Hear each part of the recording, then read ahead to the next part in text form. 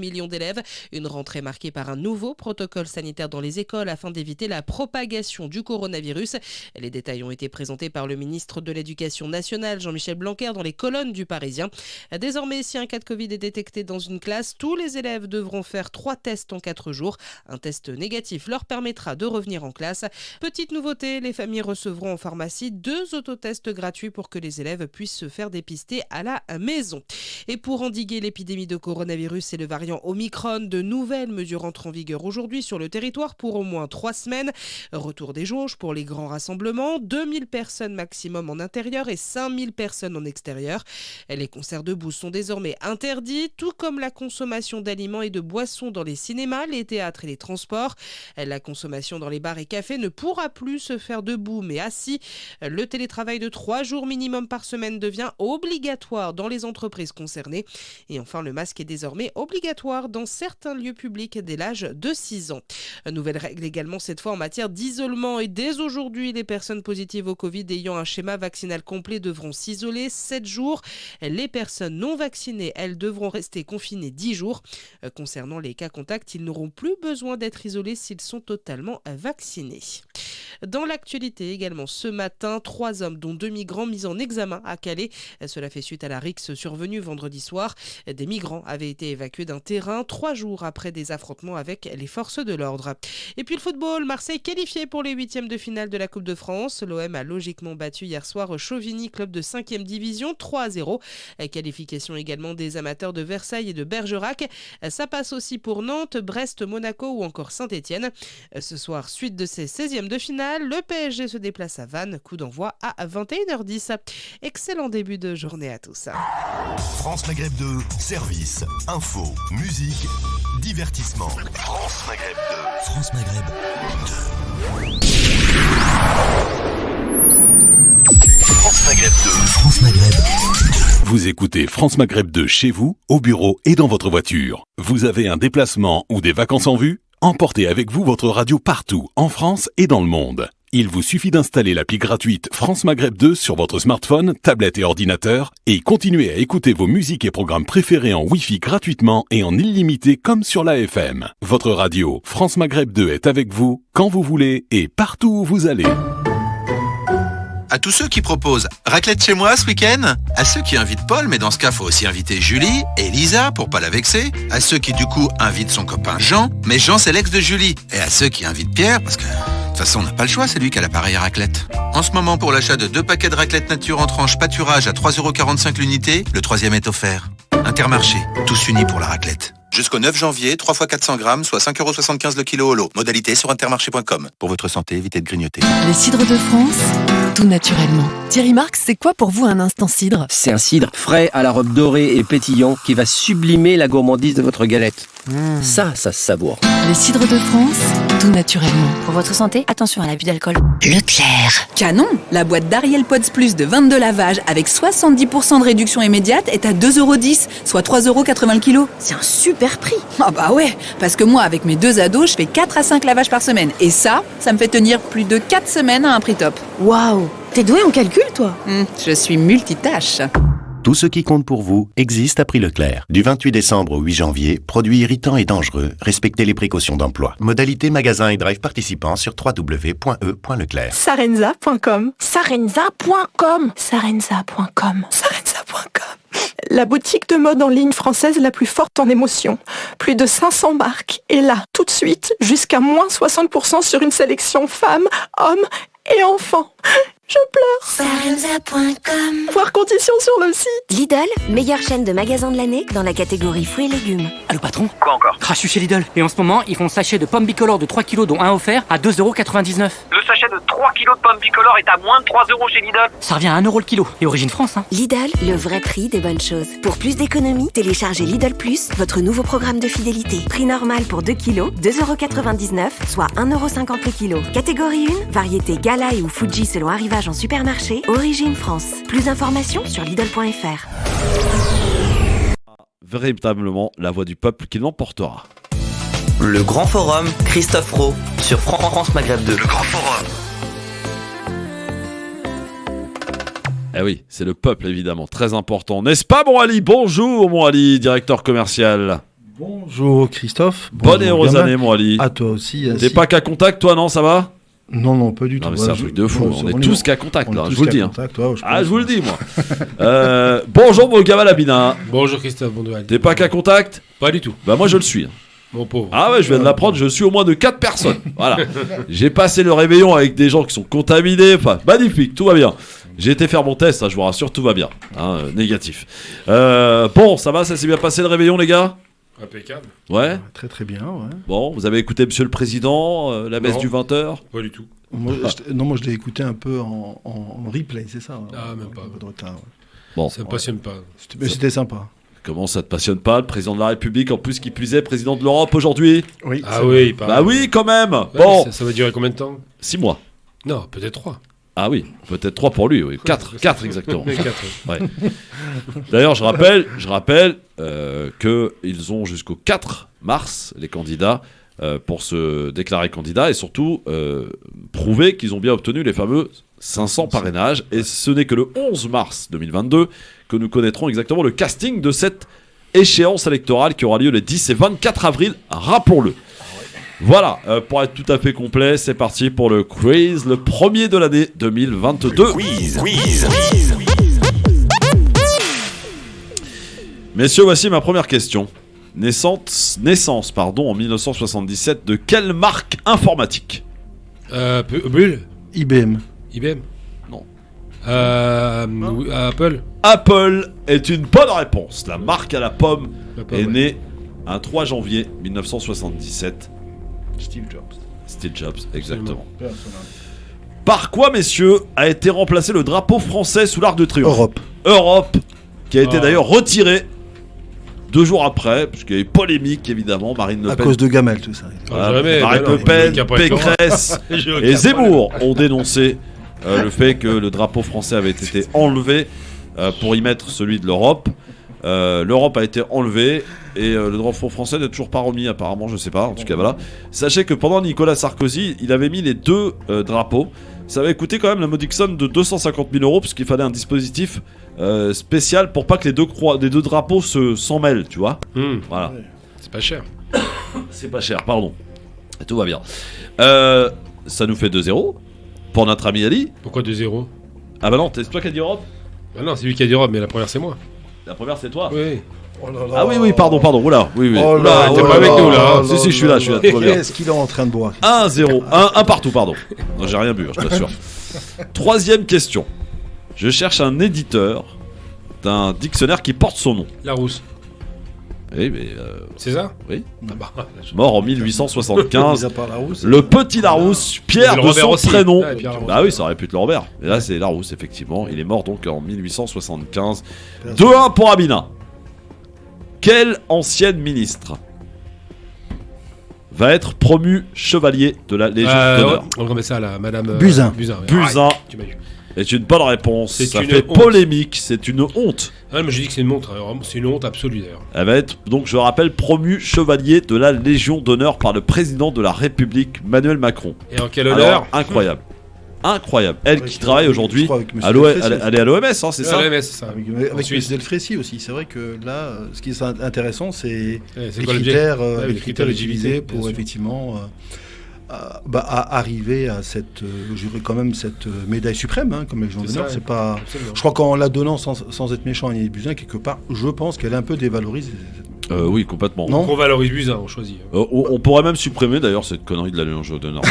C'est napoléonien, à la limite. Ouais, mais bon, alors. Je pense que là, on peut la donner à des soldats, à des infirmiers, à des gens qui ont fait effectivement de bonnes actions. Ou des créateurs. Madame Buzyn, mais en fait, je sais pas ce qu'elle a fait. En fait, qu'est-ce qu'elle a fait? Rien. C'est peut-être là le problème. À part être extrêmement mauvaise dans son rôle de ministre de la Santé, je vois pas ce qu'elle a fait. Ouais. Et elle est médecin, rappelons-le. En plus, bon, elle n'est pas plaindre, elle est à Genève. Oui, tout va bien, tout va bien pour elle. 2 partout, hein, si j'ai bien suivi. Absolument. Je cherche à présent un acteur américain, messieurs, né en 1956. Comme indice, L'arme fatale. Mel Gibson. Oui, ou encore Rançon. Mel Gibson est une bonne réponse. Ali qui prend l'avantage. Ouais. Attention. Le président de quelle institution a annoncé être atteint du Covid-19? FMI? Non. Banque mondiale. Non, c'est en France. En France, le Parlement, l'Assemblée nationale. L'Assemblée nationale est une bonne réponse. Monsieur Richard Véran est contaminé au Covid-19, ainsi que d'ailleurs Madame Elisabeth Moreno, ministre déléguée en je sais pas quoi. Voilà. Donc ça y va en ce moment, évidemment. C'est festival. Du coup, ça nous donne quoi là? J'ai pas suivi. On est à égalité parfaite? Oui, égalité 3-3. Donc tout va se jouer sur cette question. Oh là. Time break. Le classement des sites les plus visités en 2020. Quel est le site qui arrive en tête? Paris. Pas du tout. Et qui détrône Google d'ailleurs. Des sites internet. Ouais. C'est Covid. Non, pas du tout. Attends, Facebook. Dans le monde, je précise. Dans le monde. Oui, d'accord, c'est chez les Chinois. C'est Alibaba. Non, c'est pas Alibaba. Non, c'est pas Alibaba. Alors c'est Amazon. C'est un espèce de réseau social qui fait fureur. TikTok. Ah oui, c'est TikTok. Bien joué. Une bonne réponse. Mister Ali qui l'emporte aujourd'hui. Non, pas haut la main, mais qui l'emporte. En tout cas, mon cher Ali, bravo. Donc TikTok qui détrône Google sur les sites les plus visités dans le monde en 2021. We are the champions, ce premier quiz de l'année 2021 remporté par notre ami Ali. Dans un instant, le zapping est là, messieurs. Je suis sûr, pour bien vous connaître, que ça va vous mettre en colère. Quelques extraits à suivre. Ne bougez pas, restez avec nous sur France Maghreb 2.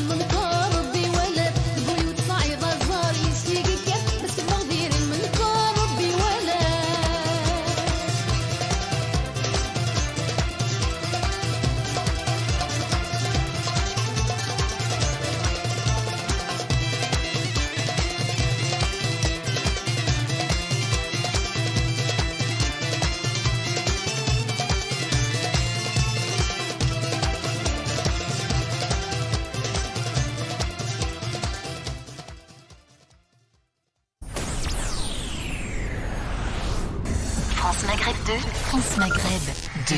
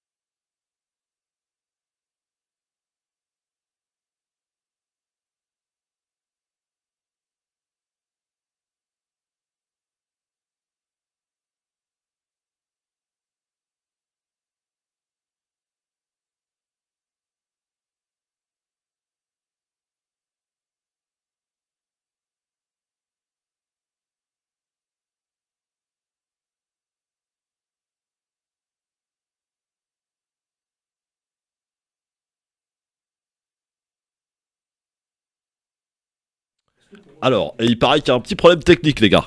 Bon, on est en direct à l'antenne ? Ouais, c'est bon, on est à l'antenne. Voilà, tout va bien. Je vous explique, la pub qui devait partir, elle n'est pas partie. Enfin, voilà, elle part maintenant.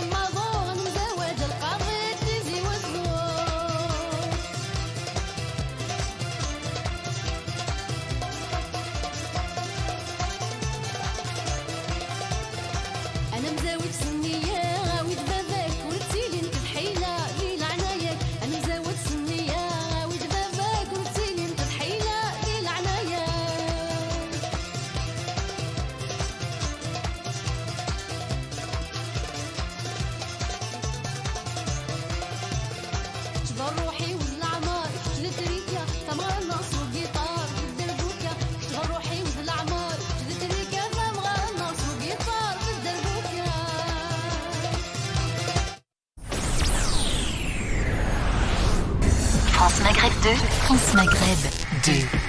Alors, merci d'être avec nous en direct sur votre radio France Maghreb 2. On commence bien l'année, c'est vraiment, voilà, je vous le dis direct, là je suis énervé, déjà, je suis énervé. Ah ouais.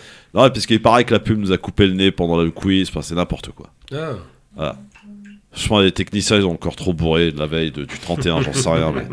Ah ouais, non, c'est trop, les gars, là. C'est trop, vous commencez déjà à m'énerver. Bon, allez, j'ai quand même une bonne nouvelle à vous annoncer. Non, t'as gagné l'auto. Non, j'ai pas gagné l'auto. Par contre, j'ai un gros invité mercredi. Tiens, je vous mets ça pour vous mettre dans l'ambiance. Monsieur le Président, j'ai fait ça pour ma maman. Fallait tous les faire manger. Ça vous dit quelque chose ou pas? Non. Du tout. Ça y est, je suis libéré. De retour pour tout niquer. Il est libéré. Il a escroqué plus de 44 milliards à la cause de la taxe carbone. Tu vois qui c'est? Vaguement, c'est qui? Bon, il fait un gros succès, un carton avec son documentaire sur Netflix en ce moment. Ah, c'est les rois de l'arnaque. Voilà, Marco Moulis sera avec nous mercredi à 17h. Et je vous cache pas que je vais lui demander des petites astuces. T'as donc gagné l'auto. Il a fait 7 ans de placard quand même. Ouais, c'est lourd. Ouais, il sera avec nous mercredi. Ainsi que d'ailleurs que la présidente de la FCPE. Donc mercredi, grosse émission les gars. Ça va être une grosse émission avec Pronosti et avec Boyaki. Allez, c'est parti pour le zapping sur France Maghreb 2. On y va.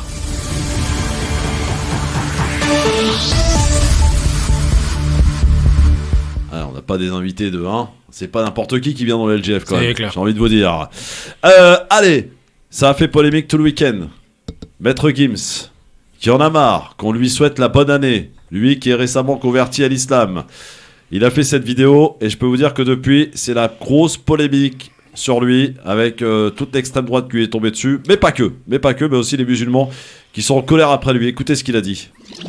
S'il vous plaît, avec les bonnes années, nouvel an, laissez-moi avec ça, pardon. Vous savez bien que je ne suis pas dans ça, je n'ai jamais répondu à ça. Mais vous continuez à m'envoyer des bonnes années, tout le mois de janvier, février, etc. S'il vous plaît. En plus, les musulmans, là, on a la même conviction. Arrêtez avec ça. C'est des musulmans, la plupart, qui m'envoient ça. Les frères, on ne fait pas ça. Est-ce que les compagnons, ils ont fêté le nouvel an? Abou Bakr Siddiq, Omar, Othman, Ibn Affan? Non, les gars, s'il vous plaît, arrêtez. Arrêtez. Même des... s'il vous plaît, laissez les anniversaires. Je souffre avec ça. Ne faites pas ça. Ne faites pas ça, parce que c'est comme ça. En plus, c'est un pas de plus vers la mort. Donc on se réjouit de quoi finalement? Donc ça fait pas partie de nos convictions, les musulmans. Venez, on se concentre un petit peu sur nos trucs à nous. Hein? C'est pas méchant. C'est pas méchant. Mais restons quand même forts sur nos valeurs, nos trucs à nous. Pendant l'Aïd, tous ceux qui font Thanksgiving, etc., ils sont pas tranquilles, ils font pas l'Aïd. Noël, etc., on respecte. Ce ne sont pas nos fêtes. Alors, on lui a ressorti sa vidéo de soutien à Valérie Pécresse, Maître Gims, vous vous en doutez. D'ailleurs, on demande à Madame Pécresse de s'expliquer. Qu'est-ce que vous avez à lui répondre à Maître Gims? Ali? Maître Gims, en fait, il doit que chanter. Ouais. Parce que je crois, mis à part chanter, il est doué pour ça. Ouais.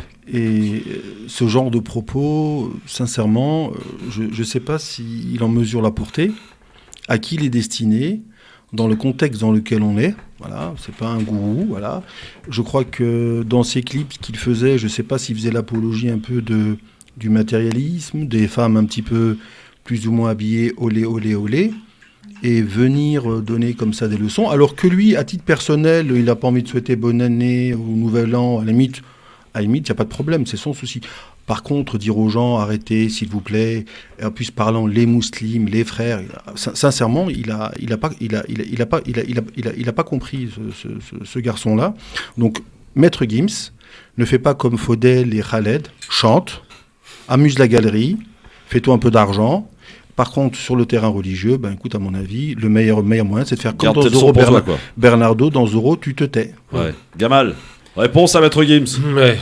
Le problème, c'est que je le connais pas, mais j'imagine que c'est un chanteur connu. Comment ça, tu connais pas Maître Gims? Non, ça m'intéresse pas, des trucs comme ça. J'écoute pas la radio, donc j'y passe quelques fois, c'est vrai, mais plus sérieusement, non, mais ce qui est dommage dans ce genre de converti, c'est le zèle du converti. C'est-à-dire qu'il pense, en faisant trop, parce qu'il en fait trop, que sa conversion sera validée. Or, en vérité, c'est le fait de dire bonne année, nouvel an, c'est gentil. Il n'y a pas d'agressivité. On ne lui demande pas de se convertir au catholicisme. Le nouvel an, s'il était vraiment dans une démarche anti-religieuse, c'est même pas chrétien. C'est grégorien. Mais c'est ça qui est dur. C'est que c'est dommage parce que y a pas, je ne comprends pas sa logique. C'est pour ça que je dis que c'est qu'un chanteur, il doit rester gentil. Mais oui, il vaut mieux qu'il chante. Mais je pense qu'il est ignorant. Mais c'est l'ignorance. Ensuite, s'il savait un minimum par rapport aux anniversaires, on en a parlé. En Afrique du Nord, le Maolid est fêté. On est d'accord. Alors il y a Lounès qui n'est pas d'accord avec vous, qui nous appelle au standard. Allô, bonjour Lounès. Salut Christophe, salut, moi je sais pas trop, là, je prends de cours, bonjour à tous. Bonjour, est-ce qu'on a le droit de te dire bonne année mon Lounès? Bonne année, bonne santé. Quelquefois je suis d'accord avec vous, quelquefois pas d'accord, les intervenants. Ouais. Bon, d'un point de vue religieux, moi je suis modéré, mais je dis pauvre, converti ou pas converti, ils ont le droit de parler. Bon bref, donc je suis pas d'accord avec les intervenants Christophe sur ce sujet. Dans la religion musulmane, il est fortement payé l'islam, même modéré. Il a raison, Maître Gims, de ce sujet. Ne faites pas nos fêtes, ils ne nous disent pas. Ils ne nous soutiennent pas, ils ne reconnaissent pas nos fêtes. Il a dit c'est vérité d'un point de vue religieux. Maintenant, il a le droit de le dire en tant que chanteur ou pas, peut-être que vous avez raison là-dessus. Mais d'un point de vue de religieux. Alors personnellement, écoute, Lounès, je vais te dire un truc. Ça fait quand même quelques années que j'ai eu à travailler, à faire des émissions avec différents imams. Et quand je te dis différents, j'en ai eu plein. D'accord ? J'ai jamais entendu parler, dans 20 ans ou 25 ans de radio avec des imams, j'ai jamais entendu parler que il fallait pas souhaiter la bonne année parce que c'était pas une fête à nous. J'ai jamais entendu parler de ça. D'ailleurs, au Bled, en Algérie, Maroc, Tunisie, je crois, si je ne dis pas de bêtises, on fête le réveillon du jour de l'an, non ? Bien sûr. Bon, donc franchement, je vous le dis honnêtement, c'est fatigant quand même de rajouter des interdits dans les trucs qui sont pas, quoi, je veux dire. Et comme disait Bajrafil, parce que j'aime beaucoup ce monsieur, qui est d'ailleurs devenu un ambassadeur maintenant, il a quitté l'imama parce qu'il en a eu marre un petit peu de toutes ces critiques et toutes ces trucs-là. Il a dit, la religion c'est simple, ça sert à rien de vous la compliquer. Ce qui est bon pour toi n'est peut-être pas forcément bon pour ton voisin, mais arrêtez de vous compliquer la vie. La religion, c'est pas le haram et le halal. C'est bien plus important que cela. Oui. Avant la pratique et la foi, Christophe. Non, mais après, il n'y a pas de problème. Je veux dire, mais un mec comme Maître Gims qui vient nous dire ce qu'il faut faire ou ne pas faire, je veux dire qu'il garde ses leçons pour lui. Lui qui, le 1er janvier, est musulman et puis le reste de l'année, il est dans le showbiz avec des clips, laisse tomber, tu vois, c'est pas très halal.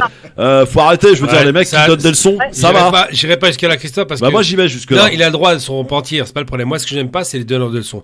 En substance, je vais vous donner une citation intéressante, un fait historique musulman, puisqu'on parlait musulman.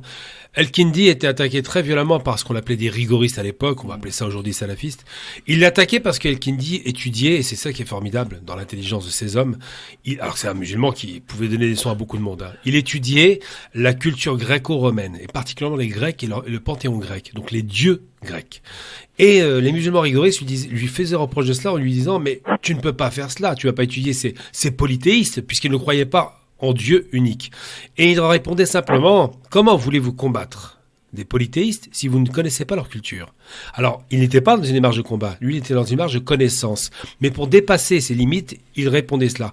Et aujourd'hui, quand on entend ce genre de réaction, ça s'appelle de la réaction et c'est dommage, de dire je ne vais pas fêter parce qu'il ne fait pas la mienne, mais quel intérêt ? L'islam intègre tout et l'a intégré quand il arrive dans toutes les sphères de la société mondiale. Donc aujourd'hui, il faut être tolérant, accepter que les autres ne connaissent pas notre religion, c'est bien dommage, c'est vrai, mais en même temps, être capable de prendre ce qu'il y a de bon chez les autres religions. Un bon anniversaire, ça fait du bien, ça met du baume au cœur. Le nouvel an, c'est un bisou de fin d'année pour souhaiter bonne année. Soyez heureux, même si c'est un calendrier grégorien, ça change rien, la démarche est positive. Il faut sortir de cette exclusive qui consiste à être dans une démarche de revanche, comme s'il fallait que le chrétien fête en même temps que nous l'Aïd. Oui, et puis, Gamal, c'est excellent ton intervention, mais c'est aussi de dire, on est sur un terrain qui est la théologie. La théologie doit quand même être, c'est comme réservé à des gens qui sont comme des gens un petit peu érudits. Et regarde dans la phrase de Maître Gims, il te parle de là, après il te parle des compagnons. T'imagines, cette espèce de fourre-tout, les compagnons. Après il te parle de Thanksgiving, des musulmans. Sincèrement, moi je lui aurais dit gentiment que lui, à titre personnel, il ne fait pas. Il a le droit à la limite, il fait ce qu'il veut. Oui, bien sûr, ça, mais par contre, parler comme ça de compagnons, tu brouilles en plus les petits jeunes. Moi, j'en parlais avec ma fille encore aujourd'hui. Tu vois, je lui dis mais tu vois, voilà encore. Écoute, chante. T'es un très bon chanteur peut-être. Les gens ils t'aiment bien. Tu gagnes beaucoup d'argent. C'est très bien pour toi.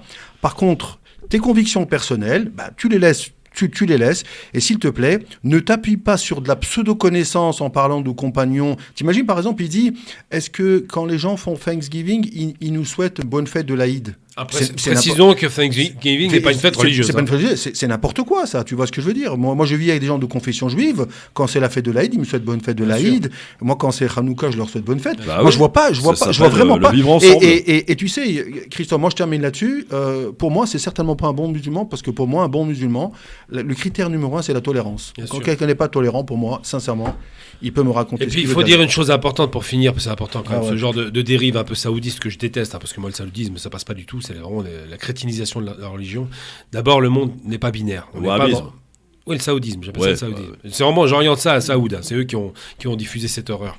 Ce qui se passe, il faut comprendre une chose, c'est que ce qu'on appelle la Oumma, à l'époque du monde musulman, ça n'était pas les musulmans, contrairement à l'idée reçue. La Oumma, c'était ceux qui vivaient dans le monde musulman, croyants, non-croyants, pratiquants, non-pratiquants. Et la Oumma était protégée. Et c'est ça qui est extraordinaire, parce qu'on l'appelait la dîme, on leur donnait, ils devaient payer un impôt pour ne pas faire la guerre. Donc le musulman versait son sang pour protéger le non-musulman. Ça, c'est pas de la tolérance, c'est de la protection, ça va beaucoup plus loin. Donc aujourd'hui, on est intolérant et c'est dommage. Maître Gims chante et c'est tout.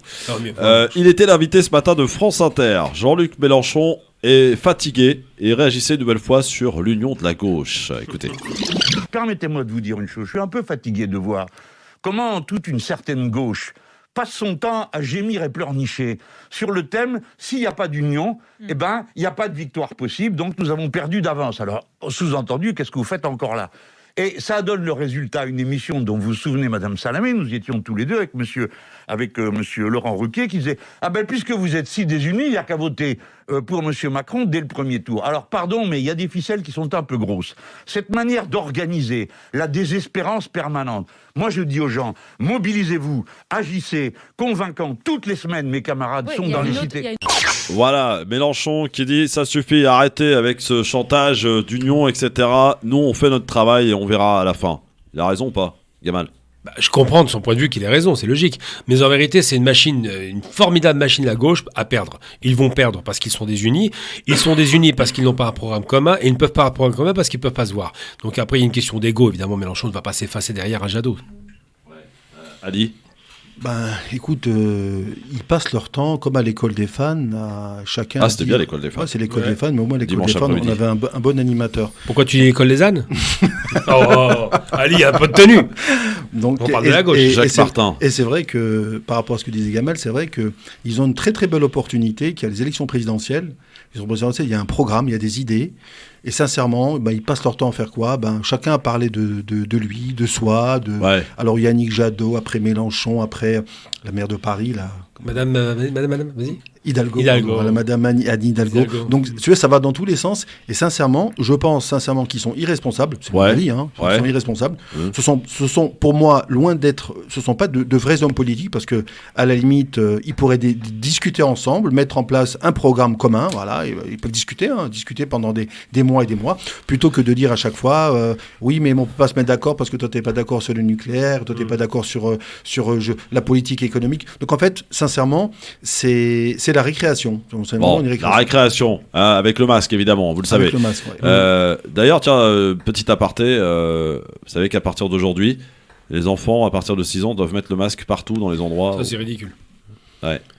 Tous les scientifiques, les médecins sont un peu en colère par rapport à ça. Ils peuvent, c'est ridicule. Le masque à l'extérieur, vous l'avez mis, vous avez respecté on est obligé, malheureusement, mais c'est une disposition. Obligé, moi je le mets pas, je te dis. Oui, mais toi, Alors, vous savez, j'ai trouvé une astuce. J'ai trouvé une astuce. Pardon, c'est pas bien, mais je l'ai trouvé. Ouais, ça m'intéresse. Voilà, j'ai ce défaut de fumer. Ah. Et de fumer avec un masque, c'est un peu compliqué, vous me l'accorderez. Ouais, totalement. Donc voilà. J'ai toujours le masque, tu vois, en dessous, tu vois. Mais, incitation à fumer, t'as vu, c'est non, bien, pas du tout. Il faut pas, c'est dangereux pour la santé, évidemment. Tiens, le zapping aussi, on s'intéresse pas qu'à la télé parce qu'il n'y a pas que la télé dans la vie, il y a aussi la radio. Et un accrochage assez intéressant et assez musclé dans les grandes gueules sur RMC entre Gilles William Gonladen et Kautar Ben Mohamed de l'association Marseille en colère. Écoutez. Depuis 1945, en France, je parle de la France, le sang qui a coulé, il n'a pas coulé de l'extrême droite, le sang juif qui a coulé, il a coulé de l'islamisme avec une bienveillance invraisemblable, une indulgence invraisemblable de ceux que j'ai appelés depuis déjà tant et tant de temps sous les colibets les islamo-gauchistes. Voilà, j'ai jamais fait porter la faute aux immigrés. Mets-toi à la place de quelqu'un. Un immigré de la deuxième génération. Le père, il était content d'être en France. Il avait rien contre la France. Mais là, on lui explique que les Français, c'est des salauds, c'est le machin.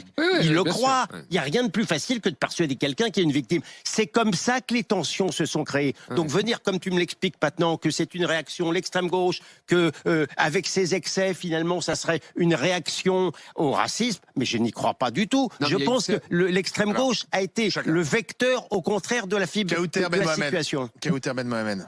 Moi, j'ai trouvé votre livre très violent. Moi, je ne suis pas encartée, je ne suis pas syndiquée, mais je fais partie de ceux que vous appelez immigrés, alors que je ne me considère pas du tout comme une immigrée, ni moi, ni mon enfant, ni mes parents, et depuis plusieurs générations, parce que ça fait tellement de générations, mais on reste toujours des immigrés. Donc ça, c'est une violence, en fait, quotidienne qui est subie. Vous prenez à plusieurs reprises l'exemple d'une violoncelliste chinoise, surtout quand vous parlez de Malouf, etc., etc. Moi, mon fils est au conservatoire depuis qu'il a 6 ans. Il en a 11. Quand il a voulu faire du piano, d'abord, ça a choqué tout le monde qu'un Ben Mohamed rentre au conservatoire sur concours. C'était très choquant, y compris par ses enseignants de primaire. Il disaient « Comment toi tu es rentré ?» etc. Bon, c'était merveilleux. Donc quand il est arrivé, il n'y avait pas de Ben Mohamed, il n'y avait que des Apollines, etc. Donc il a eu lui-même du mal à s'intégrer parce qu'il n'était pas inclus dans le groupe, parce qu'il ne faisait pas partie de la catégorie sociale des enfants qui étaient au conservatoire. Vous parlez de racisme, vous dites qu'il n'existe plus. Moi, je vous donne des cas concrets subis par des enfants encore aujourd'hui. Pas de mon grand-père ou de mon arrière-grand-père, paix à leurs âmes. Et donc, mon fils, quand il a voulu faire du piano, sa prof a dit « Ah non, mais madame, le piano, c'est pas pour les haïdanes. C'est pas pour les haïdanes. » Donc, si on ne retrouve pas nos enfants dans des grands orchestres nationaux, c'est parce que c'est encore aujourd'hui, malheureusement, très difficile pour une certaine partie de la population d'accéder à ces endroits. Et quand vous dites encore que, oui, subi par les immigrés, nous ne sommes plus des immigrés, monsieur, et ça, il faut quand même que ça rentre dans votre esprit, dans l'esprit collectif. Et vous êtes, en ce qui me concerne, je vous trouve aussi extrémiste, voire plus extrémiste que les personnes que vous dénoncez dans votre livre. Je termine. Et aussi, j'ai trouvé, je suis obligée de le dire, moi je suis indignée de chaque violence qui se passe envers n'importe qui. Quand il y a eu les attentats, le Bataclan, je suis venue avec mon fils, je suis venue pour les 1 an, etc. parce qu'on a été extrêmement touchés et on a des amis, y compris musulmans, qui ont été touchés. La liste des personnes qui ont été mises dans ce livre, j'ai trouvé ça extrêmement indécent parce qu'elle est partielle, parce que toutes les victimes méritent d'être honorées et pas que celles de monsieur. Voilà. C'est extrêmement. C'est quoi votre cette liste vision des victimes est très partielle parce qu'en fait, si, vous avez mis des noms. Je ne comprends rien de ce que vous me dites. Ah ben c'est merveilleux. Non, mais je vous assure, je ne comprends rien de ce que vous me dites. Vous n'avez pas mis la liste des personnes que vous C'est quoi cette liste? C'est quoi cette des liste? personnes qui ont été tuées par des qui n'ont pas été honorées à juste titre de la police, tout ça, etc. C'est quoi cette cycliste, Gilles William Je vais la Goldnadel. retrouver. Attends, parce que là, c'est vrai qu'il y a plusieurs sujets. Voilà. Alors, Gilles William Goldnadel. Non, mais il paraît que donc on ne peut pas parler d'immigrés. Je ne sais pas à quoi vous faites allusion. Vous m'expliquez que... C'est quoi une immigrée pour vous, monsieur? Est-ce que je suis une immigrée pour vous? Je ne sais pas, madame. Je ne vous connais pas. Qu'est-ce que je veux dire? Vous êtes peut-être une immigrée de la 2e ou 3e génération? Non plus. Bah alors, qu'est-ce que... Je suis française, monsieur. Je vous connais pas. Je suis française. Non, mais écoutez, est-ce que vous êtes en train de m'expliquer donc que le mot immigré est tabou? C'est quoi? En fait, vous mettez le nom immigré sur des gens qui ne sont pas immigrés, donc ils portent une étiquette. D'accord. Alors, très vite, parce qu'il reste 9 minutes. Non, mais parce qu'il paraît que c'est terrible ce que j'ai fait. Ce sont 10 victimes d'un massacre qui a eu lieu il y a quelques mois à Boulder, Colorado. Et pourquoi j'en parle? Parce que ce sont 10 blancs de tous les âges, 10 blancs, et qui ont été tués par quelqu'un d'origine syrienne. Et j'explique justement que on n'en a absolument pas parlé, vous n'en avez même pas entendu parler, un massacre. Et en France, silence de mort, c'est le cas de le dire, ça n'était pas la bonne couleur de peau des victimes et c'était pas la bonne couleur de peau du coupable. Il n'y a pas d'autre explication. Les premières victimes sont des musulmans à travers le monde du terrorisme, monsieur. C'est ni des blancs, ni des chinois, ni quoi que ce soit. Il n'y en a pas tous les jours non plus. Quel rapport? Non, on tout le monde veut parler. Fred Hermel, s'il te plaît. Voilà pour cet échange un peu musclé entre Goldnadel, qui n'est pas très à gauche, on l'a bien compris, et Madame Kautar Ben Mohamed, chroniqueuse dans Les Grandes Gueules. Gamal, qu'est-ce que ça t'inspire? On va déjà commencer par une première chose. 30 000 morts par balle par an aux États-Unis. 30 000 morts de toutes les couleurs. Donc déjà, quand il va chercher un fait divers pour essayer de l'exagérer, il se plante. Ensuite, M. Goldnadel, donc, comme son nom l'indique, n'est pas français. Ça signifie en allemand, puisqu'il est d'origine allemande, ça signifie aiguille d'or. Certainement lié au métier qu'exerçaient ses ancêtres en tant que tailleur. Et donc, M. Goldnadel, il a tendance à vouloir racialiser le débat en disant qu'il y a des blancs gentils qui sont massacrés et que les méchants musulmans massacrent. Il y a des victimes partout, évidemment, sauf qu'aujourd'hui, on a tué, je donne le chiffre, ça va faire froid dans le dos, 5 millions de Moyen-Orientaux, Irakiens, Syriens et autres. 5 millions en 30 ans. Il veut comparer des massacres de masse, 5 millions de morts cadeaux par l'Amérique qui est arrivée là-bas pour massacrer. Alors quand il dit ça, évidemment, M. Goldnadel, il veut donner le sentiment que depuis 1945, il y aurait des victimes juives particulièrement, c'est un peu son délire, et de dire que ce seraient les musulmans qui les tueraient massivement. Aujourd'hui en France, il faut que vous sachiez une chose, ça je le sais d'un ami journaliste qui a fait un travail formidable sur l'extrême droite, nous avons échappé à des dizaines et des dizaines d'attentats organisés, pas les trucs de bras cassés, de criminels qui vont tuer comme ça au hasard, parce que ce sont des loups solitaires. On a échappé à des dizaines d'attentats de groupes organisés d'extrême droite qui sont extrêmement virulents et qui sont très armés. Évidemment. Mais c'est parce que eux sont organisés que les services de renseignement réussissent à les trouver. C'est pour ça qu'on y échappe. Bon. Alors que les autres ne sont pas organisés. Pub. Dans un instant, on est de retour et on verra d'ailleurs si dans le programme de Valérie Pécresse, des idées de Éric Ciotti vont y figurer. Il a répondu ce matin chez Bourdin. Tout de suite.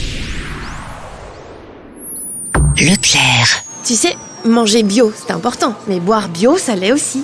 Alors moi, je me mets aux infusions et thé bio. Et côté porte-monnaie, t'as pas peur de boire la tasse? Très drôle, mais pas du tout. Regarde, j'ai trouvé ces boîtes d'infusion et de thé de la gamme Jardin Bio avec 68% de réduction immédiate sur la 2e. Mais dis donc, voilà une offre de toute beauté. Tout ce qui compte pour vous existe à prix Leclerc. Du 4 au 15 janvier, modalité magasin et drive participants sur www.e.leclerc. Pour votre santé, bougez plus.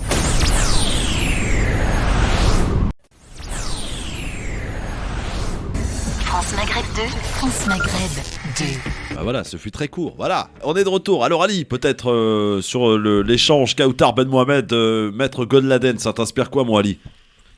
Il y a une dame qui se présente comme citoyenne française, qui est en train de lui raconter la vie de ses enfants, sa vie à elle, au lieu de sortir un mot positif sur ce qu'elle fait. Ouais, c'est bien joué. En permanence, ce monsieur, sans être méchant, il a toujours un mot en 5 lettres, ce qui le caractérise, toujours la haine. Immigré, islam. Elle lui a pas parlé de ça, elle lui parlait de son fils qui était au conservatoire et au piano. Ouais. Je pense au contraire, il aurait peut-être dû la mettre en avant, la valoriser en disant voilà. Et puis tu as vu la question qu'elle lui a posée, mais monsieur, je ne suis pas immigré. Il lui dit mais je ne vous connais pas. Donc ça veut dire que lui, il a factorisé de fait de son faciès et son nom. Donc ça veut dire que ce monsieur qui prétend, soi-disant, rien que son nom, pour lui, il est encore dans l'esprit noir parce qu'elle s'appelle Ben Mohamed. Forcément, elle est encore immigrée. Et sincèrement, ce monsieur-là, ça fait depuis combien d'années qu'on l'entend à la télévision? 30 ans. Ouais, beaucoup trop. Alors, sans être méchant, il sert à quoi? À rien. C'est une sorte de, c'est ce qu'on appelle un bon client pour la télévision, Alexis. Oui, c'est vrai. Ok, bon, bah, si on fait de la polémique, c'est bien. Si on veut toujours faire des débats enflammés, c'est bien, tant mieux. C'est un avocat de la Ligue des danseuses juives, là. Oui, entre autres choses. Mais c'est surtout...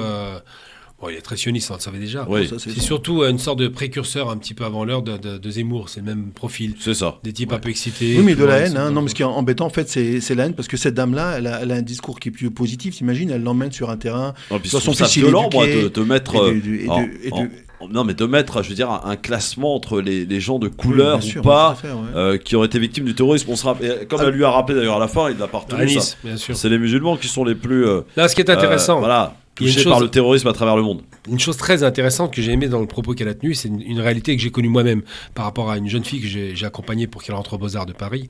Il y a un racisme structurel, alors je précise bien structurel, au niveau des élites. C'est-à-dire que pour entrer dans les grandes écoles, pour entrer dans des établissements de prestige, des établissements de bourgeois, il ne faut pas être pauvre, c'est sûr déjà, et il ne faut pas être immigré. Alors quand on est pauvre et immigré, je ne vous raconte même pas la catastrophe. Dans la musique aussi, dans tout le domaine. Ibrahim Malouf en avait fait d'ailleurs un sujet là-dessus. Dans l'excellence, tout ce qui est dans l'excellence, domaine de l'excellence, nous est interdit.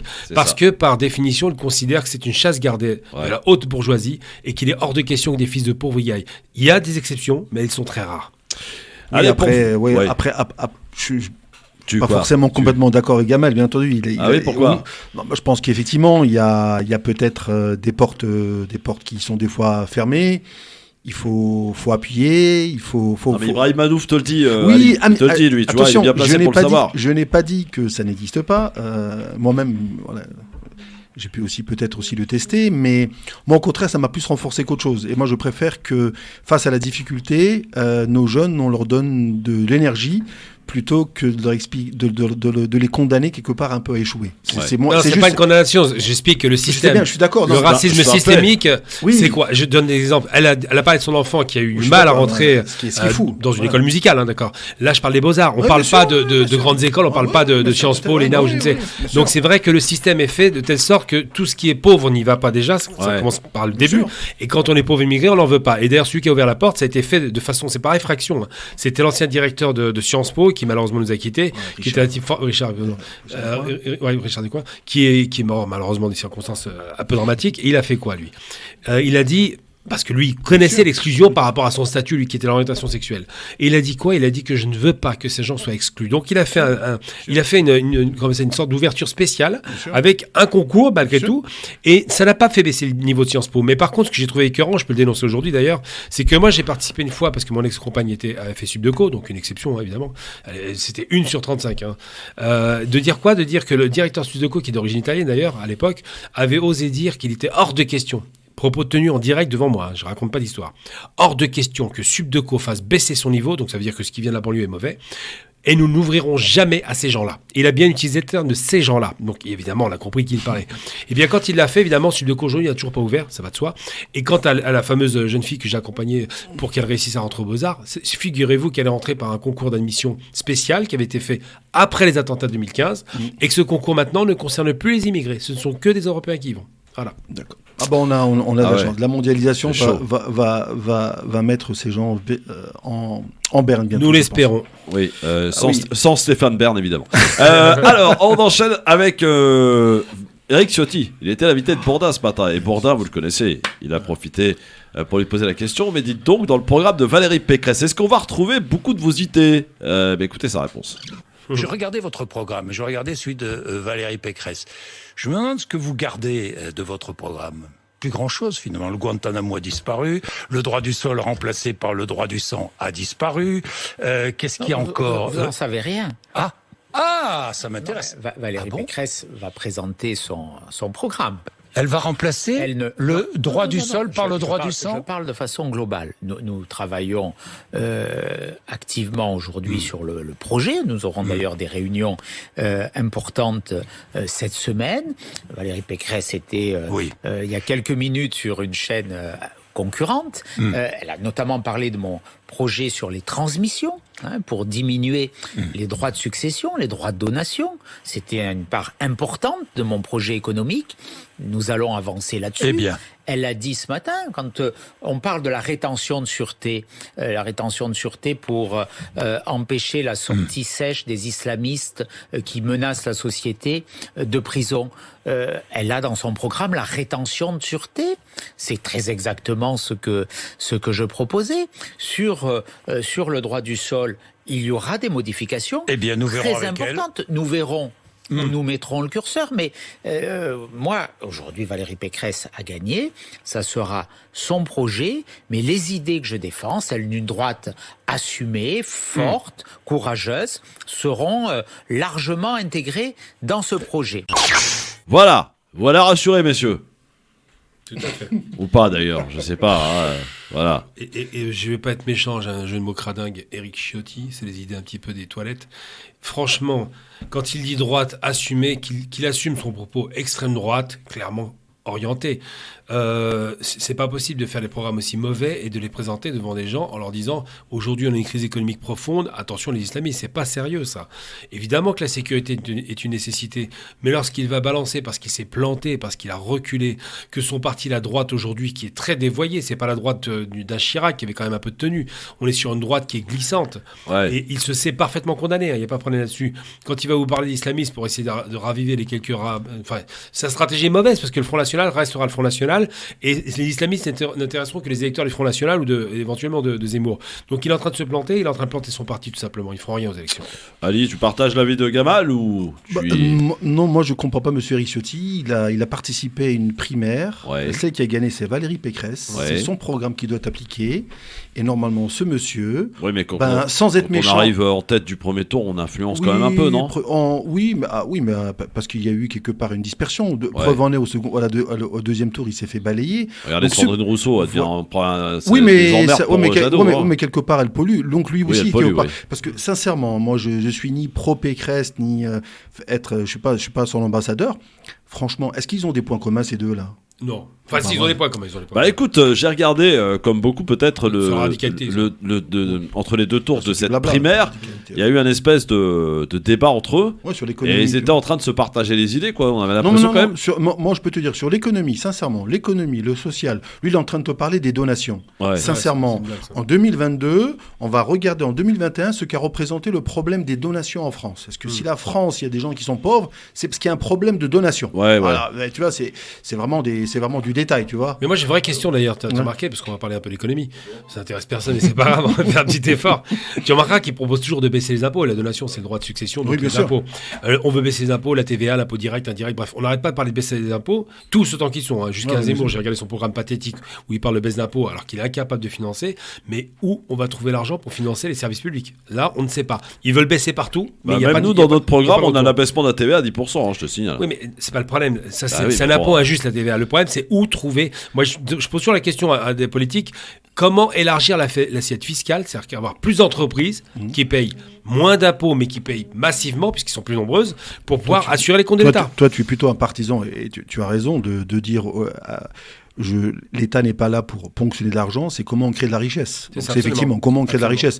Donc c'est l'incitation à la création d'entreprises, peut-être, c'est vrai, ça peut être... Moi je suis complètement de ton avis, les pays d'Afrique, l'exportation, le génie français, c'est vrai que plutôt créer de la richesse, plutôt que d'aller ponctionner de l'argent chez des gens en permanence, à droite, à gauche, comme le font tout le monde. Mais pour en revenir sur le de Éric Ciotti, sincèrement, Éric Ciotti, entre nous, si on le prend dans une pièce tout seul, lui-même, s'attendait même pas, je pense, à être au second tour, ce garçon. Oui, c'est évident, ça. Et sincèrement, sans être méchant, ce garçon ne sert à rien. Non, franchement, il sert à rien, ce garçon. Bon, il sert à rien. Jamel. Oui. Ne bouge pas, mon Jamel, je te prends juste après la petite pause. Je mets un peu d'argent dans la caisse parce qu'il faut rembourser les conneries de Gamal et Ali. Et on se retrouve dans un instant pour parler d'un sujet beaucoup plus grave. Les féminicides, à tout de suite. À tous ceux qui étendent leurs vêtements sur le séchoir et qui se servent chaque matin dessus jusqu'à la prochaine lessive. Et à ceux à qui il arrive de mettre un pull avec le bout des manches encore humide. Bah oui, parce que c'est vrai quoi, l'hiver ça prend 3 jours à sécher, c'est insupportable. Pardon. En ce moment chez Intermarché, pour l'achat d'une boîte de lessive 10 4 en 1 Expert Le Chat à 7,65 €, la deuxième est offerte. Intermarché, tous unis contre la vie chère. Jusqu'au 9 janvier, 2 fois 25 doses, 625 grammes, soit 6,12 € le kilo au lot. Modalité sur intermarché.com. Produit dangereux, respectez les précautions d'emploi.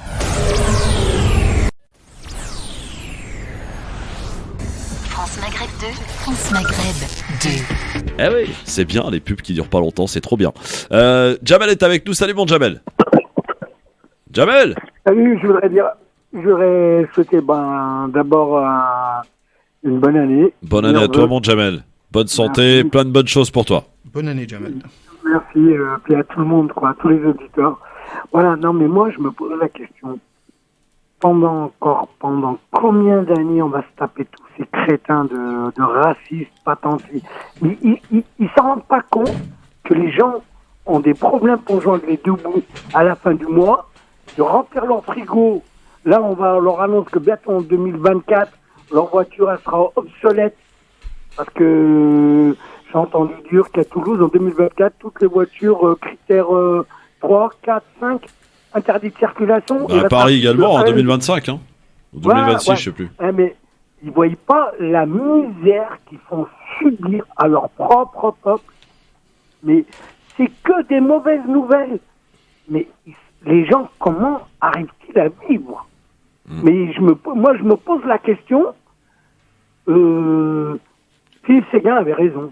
Il disait que entre l'Assemblée nationale et le Sénat, ils consomment pour 9 millions d'euros d'alcool. Donc, quand ils arrivent, ils sont sous perfusion. Ça veut dire qu'ils s'en rendent plus compte de l'état de la France. Non, Jamel, juste un point, tu as raison, mais je pense que la caractéristique de certains hommes politiques, c'est que pour la plupart, ils sont incompétents. Donc quand quelqu'un est incompétent, il va pas parler de son incompétence. Il va te parler d'un faux problème pour expliquer qu'il n'a pas réussi. On parlait avant d'un monsieur comme Éric Ciotti. Si ce monsieur était si brillant que ça, s'il était si intelligent que ça, la France en aurait besoin. Or, ce monsieur est certainement incompétent comme la plupart d'entre eux. Et moi, je le dis, je persiste. Parce qu'en plus, ils te disent que la situation est très difficile. Quand la situation est très difficile, il faut des gens très, très compétents. Parce que c'est difficile. Mais ces gens-là, pendant à peu près toute leur vie, ils ont été politiques, conseillers régionaux, départementaux, députés. Ils ont à peu près siphonner tous les postes possibles et imaginables, et à chaque fois, jamais ils vont te dire que ils ont échoué, qu'ils n'ont pas réussi, qu'ils ont eu de très mauvaises idées. Ils sont toujours en train de t'inventer un problème, comme le disait Gamel avant. T'imagines, en France, on est en 2021, on rentre en 2022, on est encore en train de nous parler de je sais pas quoi, d'islam, alors que c'est plus intéressant de s'intéresser à l'intelligence artificielle, à la nouvelle économie. Est-ce que tu disais auparavant, les voitures électriques, est-ce que la France va être prête pour pouvoir être présent le jour, effectivement, où il y aura une... Parce que les Allemands, à côté, pour l'instant, ils travaillent, et nous, à côté, on est en train de parler de... Ils travaillent plutôt bien, d'ailleurs. Et ils travaillent plutôt bien. Nous, à côté, on parle de sujets périphériques. L'incompétence des politiques, elle, en France, elle est absolument incroyable. Elle est partout, gauche, droite réunie. C'est une des caractéristiques. Merci, mon Jamel. Oui. Bon, non, c'était juste pour dire, mais jusqu'à quand?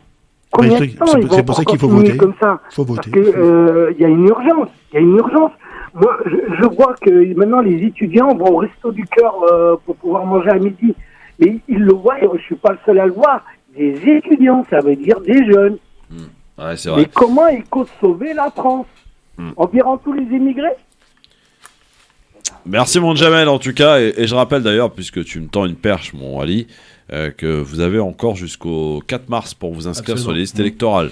Donc voilà, très bien, sachez que ça a été... et ça, il faut le dire et redire, France Maghreb, à ce niveau-là, franchement, mène une très très très très bonne campagne, et je pense qu'il faut continuer. Et je suis même d'avis à ce que même nos parents, moi je vais demander à ma maman, à mon papa de passer à la radio, de dire aux jeunes de s'inscrire, d'aller voter. C'est très très important, puisque c'est véritablement comme ça qu'on peut s'exprimer, peu importe pour qui on vote. Mais aujourd'hui, il faut être un vrai citoyen. Alors à défaut de réagir, c'est sympa d'agir. Ouais, ça a du bon sens, ça, moi, bravo. Alors, on va ouvrir maintenant un sujet assez dramatique, messieurs. Ce très lourd bilan des violences faites aux femmes en ce début d'année. 3 féminicides ont été constatés en 2 jours. Une femme de 45 ans a été retrouvée morte dans le coffre de sa voiture à Nice. Son compagnon a été placé en garde à vue. Samedi, 2 femmes de 27 et 56 ans ont été tuées à coups de couteau dans le Maine-et-Loire et en Meurthe-et-Moselle. Léna Benhamed est membre du collectif Nous Toutes. Elle se dit malheureusement pas surprise par ce début d'année sanglant et dramatique. Il est vraiment bon de rappeler qu'en France, une femme est tuée tous les 2 à 3 jours, c'est une moyenne. Il y a des jours où pendant 4 jours, il n'y aura pas de féminicide et pendant 1 jour, il y en aura 3. Donc ces féminicides n'ont rien de surprenant en ce début d'année. On ne trouve pas de régularité spécifique au Nouvel An. En revanche, c'est vrai qu'il a été signalé au niveau des commissariats qu'il y a eu beaucoup plus d'interventions et qu'il y a une montée de la violence en ce jour de réveillon. Ce qu'on dénonce, nous, c'est le silence du gouvernement face à ces violences qui ne baissent pas, en fait. Ce qu'on demande, c'est des politiques de prévention qui passent par la formation de tous les professionnels susceptibles de prendre en charge une victime de violence. Et on n'a que des mesures assez dérisoires et en plus de répression. À quand un réveil de l'exécutif sur ce sujet ? Je quand même te donne un chiffre qui illustre le drame. 113 féminicides pour l'année 2021. C'est énorme, Gamal Abina. Et pourtant, il n'y a rien qui est fait, ou presque rien en tout cas. Des femmes continuent de mourir dans notre pays qui s'appelle la France sous les coups de leurs compagnons, de leurs ex-compagnons. Le problème principal, c'est un problème qui est mondial, c'est pas un problème qui est français évidemment. Oui, mais là on s'attarde à la France. Oui, mais je précise, c'est important parce qu'en Europe, la France est le 3e pays, c'est 42% je crois de violences faites aux femmes. Je parle pas de mort, je parle juste de violence. C'est-à-dire qu'il y a une culture de la violence qui est faite par plusieurs éléments. C'est des éléments souvent culturels, parfois l'alcool, la jalousie, le patriarcat qui est quelque chose de très très lourd et on oublie qu'en Europe c'est très très patriarcal contrairement à l'idée reçue. Les pays les moins patriarcaux sont les pays du Nord, en règle générale, plutôt Suède, Finlande, enfin les pays de la mer Baltique. Mais pour ce qui concerne le reste, effectivement, on est resté sur une culture patriarcale de mépris de la femme. Alors le problème, c'est qu'à la fois, on les méprise, elles sont nos mères, elles sont effectivement nos sœurs, elles sont aussi nos femmes et nos victimes. Alors qu'est-ce que je veux dire par là ? C'est que comme on a chosifié la femme, comme on a objectisé la femme, on a fait un objet littéralement, qui a eu à peine droit au droit de vote en 1946, qui a eu donc une citoyenneté pleine entière, par De Gaulle en 1946, par un militaire, on se rend compte que finalement, il y a un énorme retard sur le traitement des femmes. La lâcheté, il faut utiliser les termes exacts, de cette vermine qui va tuer une femme à coup de poing ou à coup de couteau, cette lâcheté est caractérisée par 2 choses. D'abord par une frustration, en général c'est des frustrés, et surtout par une lâcheté parce qu'ils se savent plus forts physiquement, parce que l'homme, par définition, par sa densité musculaire, a plus de force qu'une femme. Et la lâcheté des politiques, maintenant pour répondre à ta question, elle consiste à faire semblant de se cacher derrière son petit doigt. Les premières choses qu'il faudrait mettre en place, d'abord, c'est un dispositif de femmes qui reçoivent des femmes, pas des hommes, pas des commissaires. Comme pour les cas de viol, c'est des femmes qui doivent parler des femmes parce que les violences faites aux femmes parlent plus aux femmes qu'aux hommes, et c'est logique, parce qu'elles sont toutes fragiles. La deuxième chose qui doit être faite, c'est des peines extrêmement dures quand il y a une alerte. Elle vient de évoquer Fatima comment elle s'appelait, Fatima Benhamed, voilà. Elle a évoqué le fait que c'est trop tard à chaque fois. Non, il faut être dur, il faut de la prévention. Et la prévention, c'est quand il y a les premiers signes annonciateurs de violence. Ça commence par les violences verbales, et une fois que le type a franchi le cap de la violence physique, ça peut aller très loin. Donc, effectivement, quand une femme est inquiétée par un homme ou son ex-compagnon, c'est souvent d'ailleurs l'ex-compagnon qui la massacre, eh bien, il n'y a personne pour l'écouter en face. On a 80% des femmes dans le parquet qui sont juges, d'accord ? Les juges pour 80% sont des femmes, mais tout ce qui précède l'arrivée en justice devant les justiciables, en l'occurrence, qui arrivent devant des juges, tout ce qui précède cela, ce sont des hommes essentiellement. Donc la réforme, c'est d'abord des femmes qui écoutent des femmes au commissariat. Ensuite, des plaintes qui soient prises au sérieux, c'est-à-dire que ce ne soit pas qu'une simple main courante, mais une vraie plainte avec une instruction qui est déclenchée spécialement avec un dispositif pour protéger les femmes. Et puis, troisième chose surtout, faire la publicité des conséquences graves auxquelles s'exposent ces barbares qui tuent leurs femmes. Parce que cette lâcheté, c'est une chose, mais qui ne soit pas sanctionnée de façon à vie, littéralement, c'est intolérable. Ali, qu'as-tu à répondre éventuellement à peut-être une femme, une demoiselle, une fille qui est victime de violence et qui n'ose pas parler et qui, aussi bizarre que cela puisse paraître, se culpabilise même? Il est vrai, comme disait Gamel, ce qui est important, je pense, une fois qu'on l'assiste, c'est le dispositif qui est prévu après. Ça, malheureusement, effectivement, à partir du moment où il y a peut-être, effectivement, comme disait Gamel, peut-être des structures où il n'y a que des femmes qui réceptionnent des femmes, ça c'est important. Moi, la notion du numéro unique, comme apparemment le gouvernement voulait le faire. Moi, je suis aussi, comme Gamel disait, un partisan des sanctions exemplaires. 39-19, oui, je crois. Mais les sanctions exemplaires. Et moi, je rajouterais peut-être juste un truc. À partir du moment où on estime que c'est un fléau, on a le droit à des fléaux tous les jours à la télévision, qui s'appellent Zemmour, Cyril Hanouna. Donc, on peut aussi faire des campagnes médiatiques tous les jours. Et il faut véritablement, tous les jours, je dis bien tous les jours, de façon à sensibiliser, parce qu'on n'arrivera pas certainement à éradiquer, mais au moins, il y a des hommes à la télévision, lorsqu'ils verront des campagnes médiatiques, mais c'est la stratégie de répétition comme on le voit aujourd'hui au travers de certains sujets d'islam, il y a eu tout en répétition. Je pense que là, il faut répéter. De véritables campagnes médiatiques dans lesquelles on met en avant le risque, voilà, et à côté, les vraies sanctions. Et je pense que ça peut refroidir, entre guillemets, je ne sais pas si le mot est bien, le verbe, ça va peut-être calmer certaines ardeurs de certaines personnes en disant « Ah oui, mais attends, moi, je risque ça ». Il y a une vraie... La sensibilisation ne pourra se faire qu'au travers de la campagne médiatique, via les réseaux sociaux et la télévision. Et je répète, répéter en permanence. Aujourd'hui, on nous répète des choses toute la journée, n'importe qui dans la rue, ou sur des sujets qui ne nous servent à rien du tout. L'islam, la banlieue, je sais pas quoi, les sujets complètement périphériques, qui ne servent à rien, juste pour faire de la polémique vraiment à dessous, mais qui n'ont jamais résolu un problème. Là, on peut résoudre le problème au travers de campagnes médiatiques. Parce que je pense qu'au travers des campagnes médiatiques, il y a des hommes, il y a des gens qui vont prendre conscience qu'effectivement, qu'aller violenter une femme, c'est criminel, voilà, c'est comme disait Gamel, c'est criminel, qu'il risque d'avoir une sanction, et peut-être que si le monsieur il est par jalousie, peut-être qu'à défaut d'aller violenter, il a peut-être une autre solution que d'aller, comme tu l'as raconté avant, malheureusement Christophe, faire la une des faits divers avec des situations, des issues tragiques. Donc la campagne médiatique, je pense, c'est véritablement le seul moyen, et des campagnes fortes, je dis bien fortes, voilà. Et si vous avez été victime de violences conjugales, vous pouvez évidemment nous appeler en tout anonymat au 01 40 33 9000. C'est bon aussi de parler, de pouvoir avoir le courage de parler. Ça peut aider ces femmes, ces demoiselles. Juste regarde quand tu as vu la campagne d'Epstein, le MeToo, regarde ce qui s'est passé. Il y a eu un déferlement dans toute l'Europe et en France. Et c'est très bien. Où les gens maintenant, on entend que tel ou tel journaliste, tel ou tel homme politique. Tu vois, ça fait du bien. Tu vois, cette campagne médiatique. C'est venu des États-Unis. Bon, voilà, cette campagne médiatique. Nous, on pourrait, la France, peut-être lancer la campagne d'ici. Voilà, les femmes, il faut lancer ça. Moi, je pense que c'est une initiative. Alors, tu disais quelque chose d'intéressant, Gamal. Tout à l'heure, tu disais que ça partait souvent d'un homme jaloux, d'un homme possessif, d'un homme qui veut avoir sa femme comme une chose, finalement, de la posséder, de l'isoler aussi. C'est souvent comme ça que ça commence. On parle de violence physique, mais aussi on peut parler de violence psychologique, Gamal. Totalement. Le terme exact, c'est la réification. Donc, pour dire qu'on chosifie une personne, qu'on la considère comme étant à soi. Alors, il y a un phénomène qui est très très connu maintenant, qui est de plus en plus connu, utilisé à tort et à travers. On parle des pervers narcissiques. Oui, c'est ça. Alors, la perversion narcissique, ça consiste à faire quoi ? À ce qu'un homme qui est complexé en général, c'est un raté, un loser. Mais je le dis parce que j'en ai connu. Non, c'est surtout un malade. Oui, en fait, il est malade. Mais il y a pas. Non, la maladie est une chose qui donne le sentiment qu'il n'est pas responsable. C'est pas tout à fait une maladie. C'est une perversion. Et la perversion, elle est consciente, elle n'est pas inconsciente. Donc, ce raté loser qui a une vie en général inintéressante, qui vaut pas grand-chose dans la société, souvent, il va exprimer sa violence physique parce qu'il est frustré vers sa femme. Je vais vous raconter une histoire qui est sérieuse et qui est personnelle. J'ai eu un copain dont je ne donnerai pas le nom, d'accord, qui s'appelait Jean-Pierre, pas le nom de famille évidemment, et qui, il nous avait appelé une fois parce que sa femme était couverte de bleu, prétendant que des types étaient rentrés chez lui et avait massacré sa femme à son absence. Sauf que j'ai compris que sa femme le protégeait quand j'ai posé une question directe. Qui t'a fait ça ? Elle n'a pas voulu me répondre, elle n'était pas très, très, très claire dans le propos. Et j'ai finalement, la méthode qui a fonctionné, je lui ai mis la peur, la plus grande peur qu'il ait jamais connue de sa vie. Je l'ai attrapé par le col et je l'ai collé contre un mur dans une cave. Et je lui retouche une seule fois à ta femme et je te tue.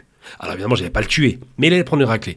Et là, bizarrement, le miracle s'est produit. Non seulement sa femme a fini par comprendre que son homme était une lavette, mais surtout elle l'a quitté. Parce qu'elle a compris qu'elle était sous l'emprise, et là tu faisais référence à cette maladie qu'on appelle la perversion narcissique, sous l'emprise d'un homme qui l'a rabaissé, qui l'écrasait, l'humiliait, juste pour se sentir bien. Vous vous rendez compte que le processus de quelqu'un qui va pas bien, il a besoin de quelqu'un qui a l'air d'aller moins bien que lui, et là il force la douleur pour se sentir mieux. Et ça, c'est un processus psychologique qui est connu, effectivement. Ça caractérise vraiment les ratés, les losers, qui souvent sont des lâches à l'extérieur et sont des héros chez eux et frappent leur femme ou leur chien ou je ne sais. Et bien cela, c'est quelque chose qui doit être effectivement étudié avec beaucoup d'attention, parce que c'est malheureusement un mal qui est de plus en plus répandu dans la société et qui en plus est augmenté par les frustrations alimentées du matin au soir par la télévision en l'occurrence. Vous voyez des filles partout. Enfin, c'est quand même quelque chose qui stimule la folie de la personne et qui la pousse à avoir des actions de rabaissement de sa pauvre victime, qui est une victime, il ne faut pas le dire. Et il faut rappeler aussi, à en croire d'ailleurs le profil des personnes décédées des féminicides, ça touche toutes les couches de la société. Jusqu'à 80 ans, vous imaginez? C'est incroyable. C'est ce que j'allais te dire, Christophe. Tu sais que toutes les catégories, toutes les CSP, les catégories socio-professionnelles, c'est pour ça que moi je suis un adepte des campagnes médiatiques, parce que malheureusement ça touche tout le monde. Ouais. Moi j'ai. C'est-à-dire que ça concerne aussi bien quelqu'un qui est dans le médecin, comme l'architecte, comme le ouvrier, ou le petit vieux de 80 ans. On a des cas de figure où il y a 18%, je crois, des femmes tuées qui ont plus de 60 ans. Vous imaginez un peu l'horreur. Donc finalement, c'est un vrai fléau, et c'est pour ça que je pense que pour communiquer à tout le monde, les campagnes médiatiques, je pense qu'il n'y a que ça. Parce que toutes les catégories socio-professionnelles, malheureusement, là je crois que c'était un militaire, je crois que je l'ai dit avant. Il y a un militaire, il y a comment il s'appelle, celui qui a tué sa femme, là, qui était recherché partout. Oui, je me rappelle le médecin là. Qui a fait croire qu'il a cherché alors qu'en fin de compte c'était une criminelle. Oui, donc c'est affolant, parce que là on a l'être humain dans toute sa bassesse, voilà, et dans toute la perversion que l'on peut avoir. Alors c'est vrai que il n'est pas marqué sur le front que le type est pervers narcissique. Mais l'affaire Daval, vous vous rendez compte, l'affaire Daval, est-ce que vous vous rappelez, par exemple, que l'homme, lors de l'enterrement, je crois, était en train de pleurer dans les bras du beau-père, alors que c'est lui le criminel, quoi. Vous avez vu jusqu'où ça va quand même? C'est incroyable, Jonathan Daval. Juste pour taper un petit peu, excuse-moi, Ali. On a un personnage que vous connaissez maintenant trop bien, c'est l'autre guignol de Mr Z là, qui nous dit qu'il faut protéger les femmes. Et vous savez comment il les protège, lui? Il les protège la banlieue. Eh oui, parce qu'évidemment, c'est caractérisé par le fait de la banlieue, alors que, et je le répète aujourd'hui devant tout le monde, les 10% de barbares qui vont massacrer leurs femmes qui viennent de banlieue ne représentent qu'une infime minorité sur la totalité française, qui est de 90% d'Européens. Parce que malheureusement, ce mal, cette sauvagerie, cette lâcheté traverse toutes les couches socio-économiques, culturelles de la société, qu'elles soient issues ou pas de l'immigration. Oui, absolument. Et voilà, ce qu'on peut dire actuellement à des femmes, on dit que ça commence souvent par un rabaissement. Oui, un rabaissement, une insulte. Pas aussi. Alors la première gifle aussi très importante, faut pas la laisser passer, celle-là. Bien sûr. Ça ouvre la voie à beaucoup de choses, la première gifle. Parce qu'à partir du moment où on a franchi le seuil de la violence, il y a une parole qui est très bien qui dit que quand on frappe quelqu'un, le moment où on utilise la force physique, le moment où on est passé au stade de la violence, c'est que c'est que la limite de l'intelligence a été franchie. Et c'est souvent d'ailleurs la première gifle ou la première claque qui fait qu'après le mari ou le compagnon se morfond en excuses, et voilà, en disant j'ai pas fait exprès, je me suis laissé emporter. Et c'est peut-être là aussi qu'il faut avoir le premier déclic. Alima qui nous appelle sur ce sujet. Bonsoir Alima. Oui, bonsoir à tous. Bonsoir. Oui, donc c'est Alima. Moi, en fait, je voulais parler un petit peu du féminicide. Moi, je travaille dans un commissariat, je fais de l'accueil. Oui. Et c'est juste pour vous dire que moi, franchement, les femmes qui sont victimes, quelle que soit la violence, en fait, nous, on les shoote pas, entre guillemets, elles sont très bien reçues et elles sont prises en priorité. Ça c'est très bien, voilà, ça fait partie d'une chose importante. Quand vous dites en priorité, c'est les femmes victimes de violences, mais aussi les femmes victimes de viol, par exemple. Oui, tout à fait, oui. Mais est-ce qu'elles sont reçues, ces femmes, par des agents féminins, ou est-ce que c'est... Non, c'est pas le cas. Ça dépend vraiment du cas, en fait. Ça dépend du cas. Bon. Mais franchement, nous, elles sont bien reçues, il n'y a pas de souci, on néglige rien du tout. Eh ben c'est parfait, merci beaucoup Alima de dire qu'il y a quand même des endroits où ça se passe bien. Merci Alima. Et on va rappeler aussi une chose importante, parce que c'est bon de le signaler, c'est pas parce qu'on est marié que la femme vous appartient. Et quand la femme dit non, et qu'on consent, qu'on la force à avoir des rapports intimes, ça s'appelle un viol. Ouais, c'est clair. Et le viol existe aussi dans le mariage. Ça s'appelle un viol conjugal, c'est comme ça qu'on l'appelle. Il faut le rappeler. C'est important. Bien sûr. Voilà. Donc, je voulais qu'on en parle parce que, très bien. quand même, 3 jours déjà, 3 janvier, déjà 3 féminicides, ça fait quand même beaucoup et ça laisse présager malheureusement. Je vais te surprendre, Christophe. J'ai regardé les statistiques ce matin. Il y a eu plus de morts en 2017. On parlait de 140 ou 160. Ça a un peu baissé. C'est un petit peu, c'est un peu baissé, mais malheureusement, c'est très légèrement. Ouais. On était à 140 ou tout. En fait, ce qui se passe, c'est qu'aujourd'hui, on en parle et c'est plutôt bien. Donc, si c'est une vraie cause, je pense qu'il faut mettre les moyens derrière. Parce que on l'a dit. Comment veux-tu éradiquer la violence faite aux femmes? On peut pas demain matin. On peut pas. On va faire comment? C'est vrai que, comme disait Gamel, je pense que des sanctions exemplaires, à mon avis, ça peut déjà refroidir les gens. Des campagnes médiatiques difficiles, je pense que là aussi. Et peut-être certains hommes politiques qui, à défaut de se cacher toujours derrière. Hein. Parce que tu vois, regarde, quand on a parlé du MeToo, il n'y a pas beaucoup d'hommes politiques qui étaient super contents du MeToo. Hein. Non, ils étaient concernés quelque part. Hein. Il y en a plein qui étaient dans la casserole. Hein. On a l'impression qu'ils étaient tous, d'accord, et personne ne parle. Hein, alors, c'est peut-être là aussi, alors excusez-moi, je vais peut-être apporter aussi les travers aussi de cette libération de la parole, qui est très bien et qui est encore une fois encouragée. Le problème, c'est que ça a touché beaucoup de personnalités et qu'il y a eu beaucoup de non-lieux. Mais qu'une fois qu'on a sali, j'ai envie de dire, la réputation d'un artiste, c'est très compliqué ensuite. Hein. C'est clair. Ouais. T'es dans un pays de droit. Oui, mais d'accord, mais moi je l'entends. Mon cher, là, c'est un tribunal médiatique. C'est ça. Tu vois, c'est plus la justice. Je l'entends, mais moi je suis complètement. Il y a un monsieur connu là, je crois, de confession musulmane, qui a fait un peu de prison là. Oui, un petit peu, ouais. C'est lui qui a fait d'ailleurs, je crois que lui, il a eu une justice un peu exceptionnelle. Et il n'y a toujours pas eu de procès, donc toujours pas de condamnation. Toujours pas pour l'instant. Tu vois, regarde, lui, il a quand même. Lui, il a eu droit quand même à un traitement de faveur, parce que à la limite, de ce que j'ai pu comprendre, c'est qu'après on parlait de perversion justement, on parlait de manipulateur. Après, il faut être honnête sur lui, effectivement, ils lui ont pas fait de cadeau. Mais il y en a un autre qui dort actuellement en prison, qui avait déjà quelques petits dossiers derrière lui. Papa, chanteur, voilà, il est en prison aujourd'hui. Donc les gens ne savent pas ça, mais effectivement, lui a eu le traitement de quelqu'un qui manifestement, avec la concordance des témoignages, confirme qu'il a un problème avec les femmes. Mais c'est pas la violence, lui, c'est plutôt un peu d'adultère sur mineurs. Sur des mineurs. Hein. Oui, en plus, je pense pas que c'est la première fois qu'il avait été un peu. Non, il y a déjà une affaire il y a 10 ans. Alors c'est vrai, tu as raison, on peut demain matin arriver au tribunal médiatique. Malheureusement, effectivement, ça peut arriver, mais derrière, après, c'est malheureusement. Moi, je pense que ça vaut le coup de dénoncer tous ces gens-là, tous ces hommes-là qui se comportent mal. Même si effectivement derrière il peut y avoir des femmes. Le problème du tribunal médiatique, Christophe a raison, c'est qu'il est inadmissible. Quand il y a une enquête qui est lancée sur quelqu'un, il y a une suspicion, et ça peut être un long lieu au terme de l'enquête, ou même qu'il n'y ait pas de procès simplement. Mais je veux dire, il est inadmissible de tuer la réputation de quelqu'un sans en avoir la preuve. Vous savez comment ça se passe ? Vous savez, ces journaux People là, qui révèlent la plupart du temps les affaires, elles sont en connexion en permanence avec les gendarmeries et commissariats. Oui, c'est logique. Et ils ont leur infiltré, et voilà, parmi tout ce qu'ils ont reçu comme plainte ou comme... eh bien, il y a des noms évidemment plus intéressants que d'autres. Et le mec appelle en disant à la personne qu'elle connaît, qui fait partie d'un journal, tiens, on a reçu telle plainte sur telle grosse personnalité. Et c'est là que ça démarre, et ensuite, après, c'est le lynchage. C'est le lynchage. C'est le lynchage, parce qu'après, on n'attend même pas l'explication du dernier. C'est là où c'est compliqué, parce qu'on assiste à un tribunal médiatique qui prend le relais, et puis qui peut-être aussi influence aussi la justice. Oui, les médias influencent la justice. L'affaire Weinstein, par exemple, il faut se rappeler quand même, parce qu'il y a des contextes. Il y a encore 15 ans, l'affaire Weinstein aurait fait rigoler tout le monde. On appelait ça promotion canapé. Vous vous rappelez de ça ? Aujourd'hui, on considère que c'est des viols organisés et sans le consentement des femmes qui se sentent forcées.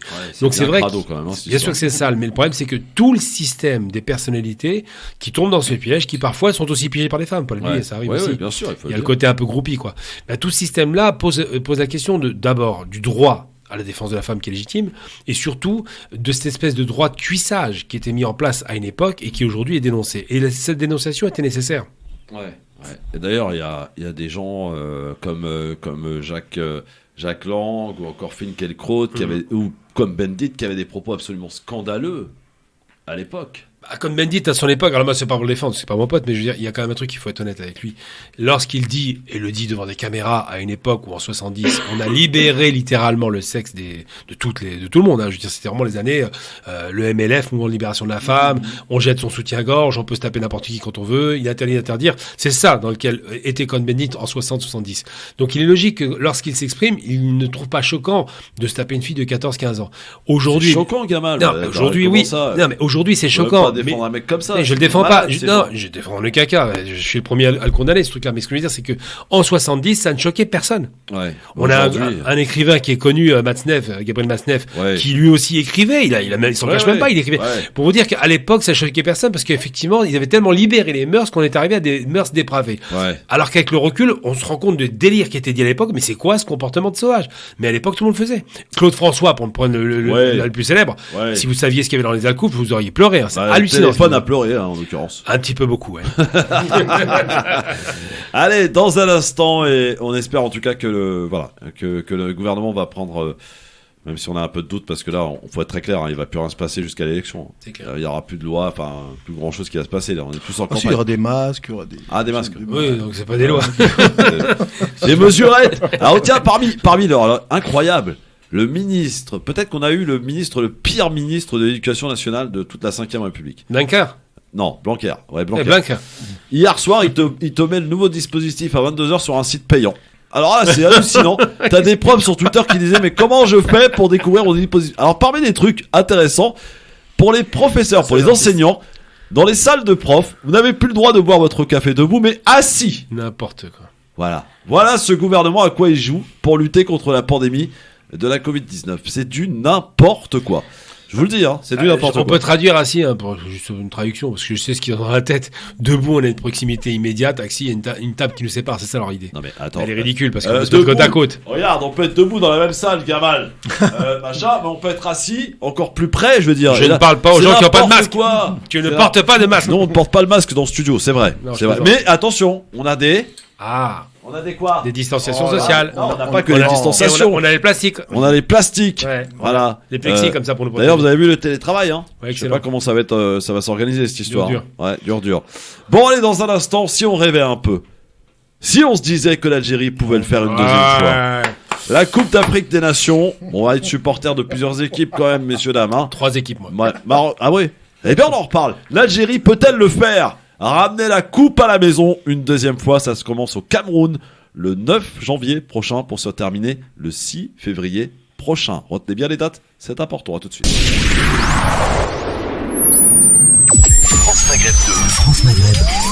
Vous écoutez France Maghreb 2 chez vous, au bureau et dans votre voiture. Vous avez un déplacement ou des vacances en vue? Emportez avec vous votre radio partout, en France et dans le monde. Il vous suffit d'installer l'appli gratuite France Maghreb 2 sur votre smartphone, tablette et ordinateur et continuez à écouter vos musiques et programmes préférés en Wi-Fi gratuitement et en illimité comme sur la FM. Votre radio France Maghreb 2 est avec vous quand vous voulez et partout où vous allez. À tous ceux qui proposent raclette chez moi ce week-end, à ceux qui invitent Paul, mais dans ce cas faut aussi inviter Julie et Lisa pour pas la vexer, à ceux qui du coup invitent son copain Jean, mais Jean c'est l'ex de Julie, et à ceux qui invitent Pierre parce que de toute façon, on n'a pas le choix, c'est lui qui a l'appareil à raclette. En ce moment, pour l'achat de 2 paquets de raclette nature en tranche pâturage à 3,45€ l'unité, le 3e est offert. Intermarché, tous unis pour la raclette. Jusqu'au 9 janvier, 3 x 400 grammes, soit 5,75€ le kilo au lot. Modalité sur intermarché.com. Pour votre santé, bougez plus. On peut gagner sans perdre la tête, perdre sans se prendre la tête. Jouer en restant sage, attendre d'en avoir l'âge. Parfois on gagne à se limiter et même à s'arrêter. Parfois on gagne à en parler quand ça devient compliqué. FDJ, c'est aussi depuis 20 ans un engagement et des outils pour accompagner les joueurs contre le jeu excessif et le jeu des mineurs, pour que jouer reste toujours un plaisir. FDJ, et voir la France gagner. Jouer avec excès comporte des risques. Appelez le 09 74 75 13 13, appel non surtaxé. Renault. Chérie, mes parents m'ont encore demandé ton métier. Ah, et t'as répondu quoi? J'ai dit moteur, j'ai dit hybride, j'ai dit Renault, et puis j'ai dit que tu leur expliquerais. Technologie Renault e-Tech. Difficile à expliquer, facile à comprendre. Il suffit de prendre le volant. Pendant les portes ouvertes du 13 au 17 janvier, découvrez Renault Clio e-Tech hybride prêt à partir dès 179€ par mois. Renault. Pour Clio e-Tech RS Line LLD 49 mois, 40 000 km, premier loyer de 2 800€ sous condition de reprise, jusqu'au 31 janvier si accordiaque, voire Renault.fr. Carrefour. En 2022, Jamila veut se sentir bien dans sa peau. Alors, dès demain et jusqu'au 16 janvier, avec 70% d'économies créditées sur votre carte Carrefour, le lot de 2 douches Biome Protect Sanex revient à 1,95€ seulement chez Carrefour, Carrefour Market et leur Drive. À ce prix-là, vous allez être très bien dans votre peau. En 2022, Carrefour exauce tous vos vœux les moins chers. Carrefour. Prix payant caisse 6,49€, 2 fois 450 ml, différents parfums. Détails sur carrefour.fr. TF1. Inédit, mercredi, The Undoing, votre série événement. Nicole Kidman, Hugh Grant dans un thriller envoûtant. Dr Fraser, où est votre mari? Un des couples les plus en vue de Manhattan est mêlé à une affaire de meurtre d'une violence extrême. Ton mari est le principal suspect dans une monstrueuse affaire de meurtre. The Undoing, dès mercredi à 21h05 sur TF1.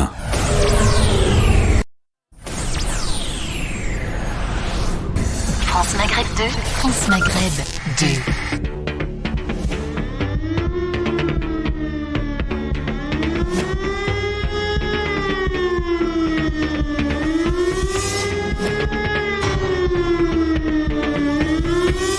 ouais, c'est vrai qu'on saute d'un sujet à un autre, absolument dramatique le sujet précédent, pour parler d'un sujet beaucoup plus festif.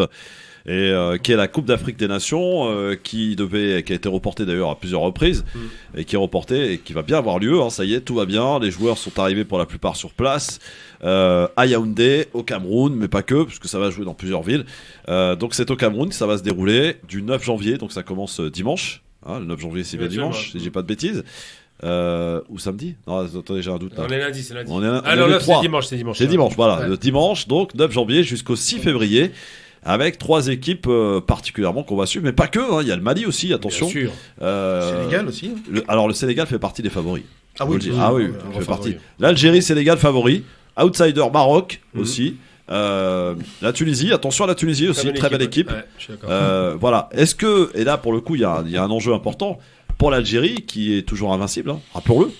Rappelons-le, mon ami. Ouais, c'est clair. Ouais, c'est important, voilà, votre côté nationaliste qui ressort là. Et qui va bientôt battre le record mondial, hein, d'ailleurs. Si Je crois qu'il est détenu par l'Italie. L'Italie, ouais. 36 ou 37 matchs en défaite. 37 matchs en défaite, ils viennent d'arrêter leur série longue. Oui, c'est ça. Alors, l'Algérie peut-elle le faire? C'est la question qu'on peut se poser, qu'on va se poser éventuellement. Si vous êtes spécialiste un peu de foot, Ali est un peu plus spécialiste que Gamal, je dois vous l'avouer. Si nos amis Razik Métiche, Hicham Terak nous écoutent, qui nous appellent? Et amis auditeurs 01 40 33 9000. Est-ce que quels sont vos favoris pour cette Coupe d'Afrique des Nations? Favoris du cœur et de la raison. Hein. C'est pas, il faut essayer de séparer les deux. Tiens Ali, pour toi, est-ce que l'Algérie peut le faire d'abord? Première question. Est-ce qu'elle peut le faire, ramener la coupe à la maison? Il est vrai que sur le papier, l'Algérie dispose d'un effectif quand même qui est assez impressionnant, puisque quand on voit, ils ont gagné la coupe arabe, et dans la coupe arabe, la plupart des joueurs qui vont jouer la Coupe d'Afrique des Nations ne vont pas jouer parce que la plupart jouent à l'étranger. Hein. Il y a beaucoup de joueurs qui jouent à l'étranger en Europe. Donc je pense qu'effectivement, ils ont l'effectif pour gagner cette coupe d'Afrique, sincèrement. Avec un excellent sélectionneur. Hein. Oui, c'est clair. Avec un sélectionneur, effectivement, qui a fait un super boulot. Qui fait du bon travail. Voilà, en espérant que ça va continuer. Après, il faut que ça reste quand même... Moi, je suis un très grand amateur de ballon, mais il faut que ce soit tout ça, que ça se fasse dans un cadre festif, et parce que malheureusement on voit les matchs des fois, ça glisse un peu sur d'autres terrains. Voilà, on parlait des rivalités avec les pays du Maghreb, le Maroc, la Tunisie, tout ça. Moi, je trouve ça un peu dommage. C'est vrai que objectivement, mais il en faut un peu de rivalité. Ah non, mais bien. La rivalité sportive, Christophe, je suis complètement avec toi. Je pense qu'effectivement, quand tu parles avec même des spécialistes marocains du football, ils vont te dire que l'Algérie, ils ont une bonne équipe, hein, ils ont de très bons joueurs. Et le Maroc a une très bonne équipe. Attention, le Maroc a une très bonne équipe. Ouais. Le Maroc, par contre, les pauvres. Aïlodzik, attention. Oui, ça rigole pas. Ils sont arrivés d'ailleurs hier soir, les joueurs du Maroc. Alors, ça c'est pour la petite histoire, ils ont mis 7 heures d'avion. Pourquoi? Parce que vous savez que les Marocains n'ont pas le droit de survoler l'Algérie. Donc voilà. Ça, c'est malheureusement ce genre de donc 7 heures de vol, imaginez. 7 heures de vol, ils ont dû déguster les pauvres. Donc je pense que l'Algérie a largement les joueurs pour pouvoir effectivement remporter la CAN. Alors attention, là ça va dans un contexte un peu difficile, la température, le contexte du Covid. Il y a des joueurs qui sont plus ou moins atteints du Covid, certains qui sont revenus de blessures. Fegouli, je crois qu'il est un peu blessé.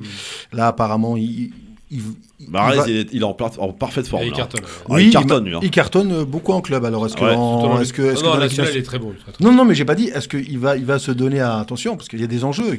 Pour l'instant, c'est pas le même climat. L'Angleterre et le Cameroun. Oui, mais c'est Mahrez qui nous a qualifié même qui nous a fait gagner la Coupe d'Afrique. Et surtout, c'est le joueur, un des meilleurs joueurs d'Angleterre. Mais moi, je pense qu'il y a deux choses qui sont essentielles pour l'équipe d'Algérie. D'abord, c'est les victoires sur victoires. C'est depuis 2018 qu'il n'y a pas une défaite. C'est énorme comme durée. Ensuite, c'est qu'ils ont un entraîneur qui est un sélectionneur qui était extraordinaire. Jamel Belmadi. Belmadi, il dit quoi? Belmadi, il dit c'est l'Algérie qui se réconcilie avec sa diaspora. D'ailleurs, il faut l'oublier. 80% des joueurs sont de la diaspora. Et ils ont contaminé les joueurs de l'intérieur. Parce que la Coupe arabe, c'est les joueurs d'intérieur, essentiellement, qui ont joué. Et ils ont voulu faire aussi bien que leurs grands frères, entre guillemets. Hein, d'accord? Donc, qu'est-ce qu'il dit, Belmadi? Il dit c'est bien d'être numéro 2, mais c'est pas un titre. Donc lui, il est clair, il veut le titre, il veut la coupe, il n'est pas là pour danser. Et il y a 3 équipes, effectivement, que j'aime particulièrement, je ne vais pas vous faire de baratin, c'est pas l'Égypte, évidemment, c'est plutôt la Tunisie, le Maroc et l'Algérie. Ces 3 équipes, quelles qu'elles soient, si elles remportent la coupe, je serais heureux comme si c'était l'Algérie qui gagnait. Ouais, il y a le Mali aussi, hein. Oui, mais on n'a pas le même rapport. Le Mali, c'est une belle équipe, pas de problème. Le Sénégal, j'aime beaucoup. C'est une équipe qui m'a fait rêver. Sénégal, Sadio Mané. Mais juste là, Sadio Mané, toi. Mais on a l'impression que c'est nous quand c'est Sergio la Mané. Tunisie. Ouais. Après, je pense que... Alors ça, c'est mon côté un peu football. Je pense que pour que la compétition soit belle, j'espère qu'on aura de très très bons arbitres. Parce que pour qu'on puisse avoir du spectacle, pour que les joueurs puissent se lâcher, pour qu'on puisse avoir de la technique et tout ça, il faut protéger un peu les joueurs. Absolument. Et donc, il faut un très très bon arbitrage, un arbitrage professionnel. Et à mon avis, ça va être la véritable clé. Parce que si tu n'as pas un arbitrage qui est professionnel, malheureusement, tu as certains joueurs... voilà. Donc on ne prend pas l'arbitre de la Coupe de Barab, là, celui qui fait 18 minutes. Il y a combien d'équipes Ali, combien d'équipes 32, je crois. Non, on a 24, là, je crois. 24 Oui, 24, t'as raison. 24 équipes. Voilà, oui, non, mais je pense que sincèrement, après le Maroc commence, je sais pas si tu as vu, ils ont de très très bons joueurs qui malheureusement, maintenant, c'est l'Espagne qui les appelle. Le stratège, un joueur que j'adore, le Abdé, là, qui devait jouer la CAN, qui finalement ne va pas à la CAN et qui apparemment risque de partir du côté de l'Espagne, alors qu'il avait dit que normalement peut-être elle jouer pour le Maroc. Donc ça, malheureusement, c'est un peu comme l'Algérie, avec les Nabil Fekir et tous ces joueurs-là à l'époque. Il y a eu un petit épisode assez intéressant avec Andy Delors, qui a rejoint le GC Nice, vous le savez, et qui avait dit en fait il a signé une clause quand il a signé son contrat, c'est de ne pas aller à la Coupe d'Afrique des Nations. Et il avait déclaré je suis prêt à aller au mondial. Nadi lui a dit écoute, t'es gentil, mais ça sera non en fait. C'est soit tu viens quand on t'appelle, ou si tu viens, c'est pas à la carte, tu vois. C'est pas une héberge espagnole, quoi. C'est ça. Et voilà, donc et par exemple, des gens comme Mahrez, tu peux faire ce que tu veux, tu l'empêcheras pas d'aller en Algérie. Ultranationaliste, Fegouli pareil. Après, tu verras, Christophe, que malheureusement, il y aura la polémique en France qui commence un peu à enfler un peu partout, parce que dans le championnat français, tu as vu que tu as énormément de joueurs africains. Des équipes comme Lille, comme Bordeaux, c'est ça. Beaucoup vont partir à la CAN, et c'est vrai que il y a certains entraîneurs. Tu parlais d'avant d'Andy Delors. Je sais pas si c'est véritablement forcément même son choix. Je pense que lui au départ il a signé parce que quand tu écoutes ce que dit Belmadi, il y a une discussion privée avec lui au départ. C'est lui qui l'a rendu public. Et là-dessus, Andy Delors, il n'a pas été forcément, il a pas été très adroit, je pense. Parce qu'à la limite, il aurait dit en tête à tête comme il a eu discussion avec Belmadi. Belmadi, c'est lui qui décide. C'est lui le sélectionneur qui décide. Bien sûr. Et là, je pense que là, malheureusement, Andy Delors, je pense que le club, il était un peu léger quand même. Pardon. Il était un peu léger. Oui, mais je pense que dans la fougue de partir à Nice, par Galtier avec un gros salaire, et puis voilà. Est-ce que vous pouvez me retrouver, messieurs, les jours et les matchs de nos trois équipes là, Tunisie, Maroc, Algérie. Vous avez le calendrier, cherchez-le. Allez, cherchez-le. 01 40 33 9000 les amis pour nous dire quels sont vos favoris pour cette Coupe d'Afrique des Nations qui va nous faire un peu rêver, qui va nous occuper pendant un mois. Amateur du ballon rond, et puis après on va avoir une échéance importante, je crois que c'est au mois de mars avec les qualifications pour le mondial, et là aussi nos trois pays du Maghreb sont dans la course. Vont-ils se qualifier tous les trois pour le mondial? On l'espère. Mondial qui se déroulera cette année, donc c'est une belle année de ballon rond cette année, mais ça se passera au Qatar et c'est au mois de novembre. Alors là j'ai hâte de découvrir comment les fédérations vont s'organiser avec ce mondial qui arrive au mois de novembre. Alors, moi j'ai le calendrier si vous voulez. Vas-y, Gamal. Ça commence par le Cameroun, Burkina. Dimanche à 17h. Après t'as l'Éthiopie. Après Éthiopie, Cap-Vert, absolument. Sénégal, Zimbabwe, il y en a qui connaissent tout par cœur. Guinée, Malawi, Maroc, Ghana, c'est lundi. Comores, Gabon, Maroc, Ghana. Comores, Gabon, toujours lundi. Algérie, Sierra Leone, mardi. Mardi 11. Nigeria, Égypte, mardi. Soudan, Guinée-Bissau. Donc c'est beaucoup d'équipes arabes d'ailleurs. Tunisie, Mali, mercredi. Tunisie, Mali, ça va être un match difficile. C'est un gros match. Ça va être un gros match. Après Mauritanie, Gambie et Guinée équatoriale, Côte d'Ivoire. Côte d'Ivoire, grosse équipe aussi. Grosse équipe aussi, absolument. Donc là, c'est ça. En gros, c'est ça. Ça va se dérouler pour les équipes maghrébines entre le lundi et le mercredi. Donc lundi Maroc, mardi Algérie, mercredi Tunisie. Exactement. Voilà. Et le diffuseur, c'est Beansport, je crois. Beansport, ça. C'est Beansport qui a les exclusivités du mondial, surtout. Du de la CAN, pardon. Tout à fait. Ça va. Donc c'est les cafés, quoi. Là, on pourra pas aller dans les cafés, je crois, parce qu'il y a le. Ah oui. Si, t'es assis. Ah, t'as bah oui. T'as le droit d'aller boire ton café. T'as pas écouté Blanquer uniquement. Oui, c'est vrai. Non, c'est pas Blanquer là pour le coup. C'est Véran. Là, c'est Véran là. Castex et Véran là. Ah ouais, c'est Castex et Véran, c'est vrai que. Ah ouais, mais je sais pas si. Véran, il a pas chopé le Covid déjà?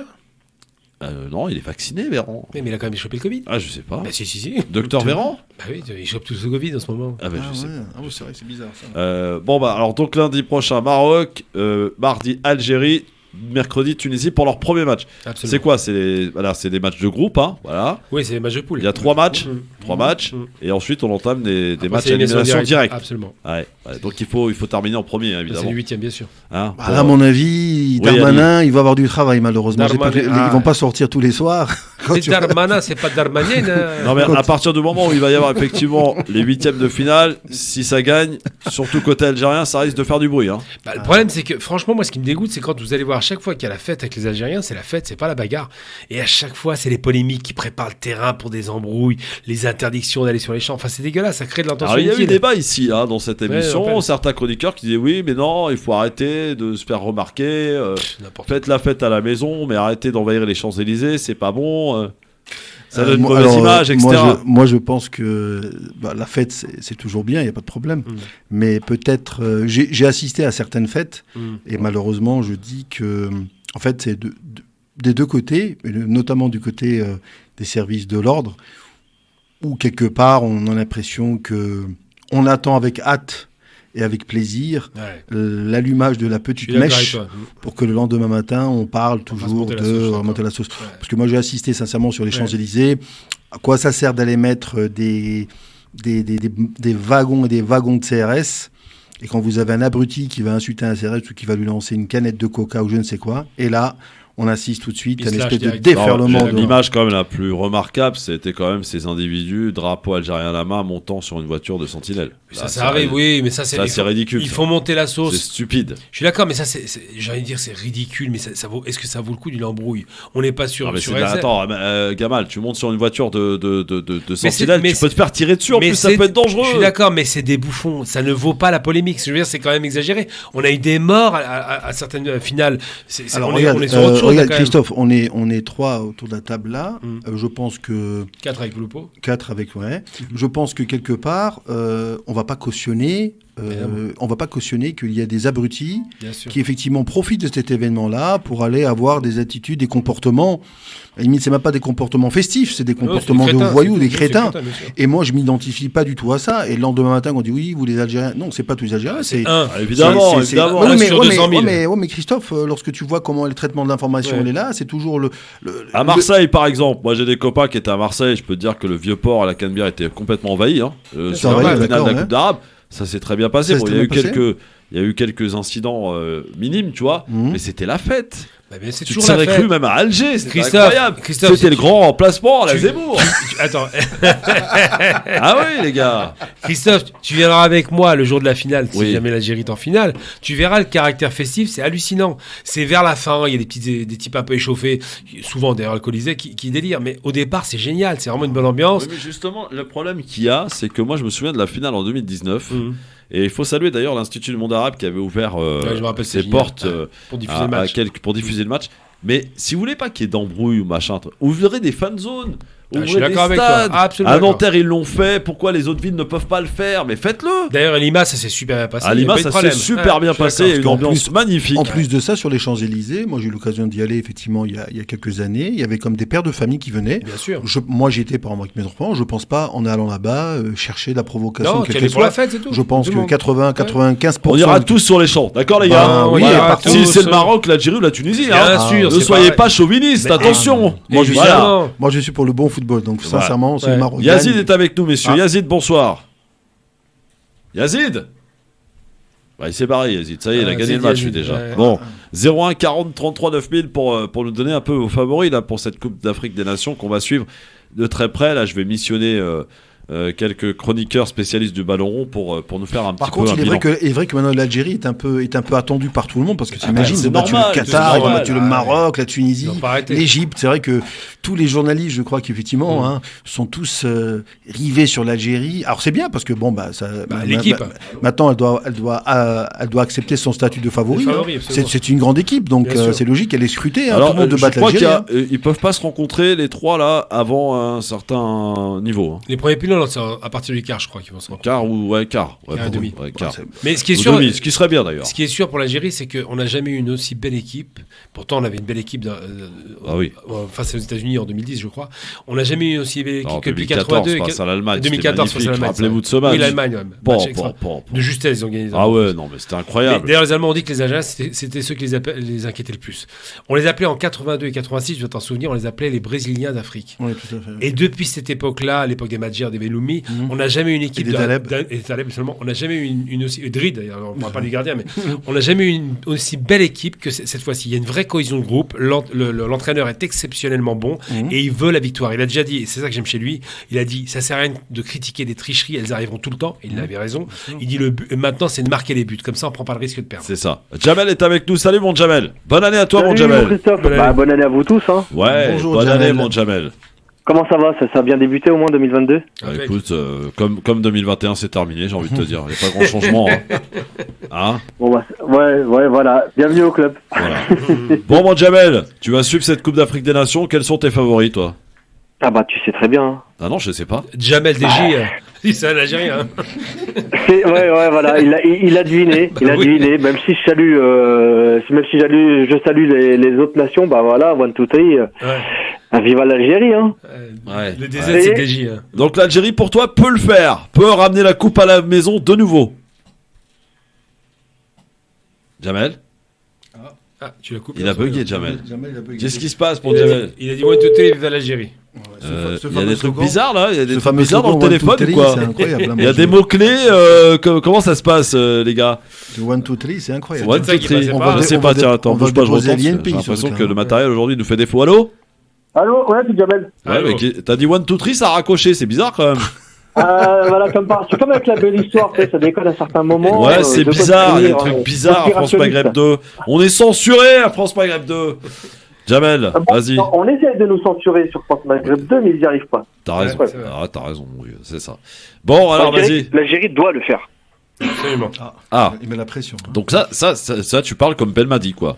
Doit le faire. Exactement. Ouais. Un Jamel peut en cacher un autre. C'est vrai. Bon. Eh bien, écoute, merci mon Jamel, on va suivre ça de près. Gros bisous à vous tous. Premier match pour ton équipe d'Algérie, c'est face au Sierra Leone, c'est le mardi prochain. Ouais. Voilà. Ouais, très important. Et d'ailleurs, Ali, le premier match est toujours important quand même. Il donne un peu le ton ou pas? Ah bah oui, parce que tu gagnes le premier match, c'est fondamental, c'est important, parce que tu prends tout de suite les 3 points, donc tu te diriges vers la tête de la poule, d'accord. Et derrière, ça te permet de gérer les matchs déjà après, entre guillemets, donc ça c'est super important.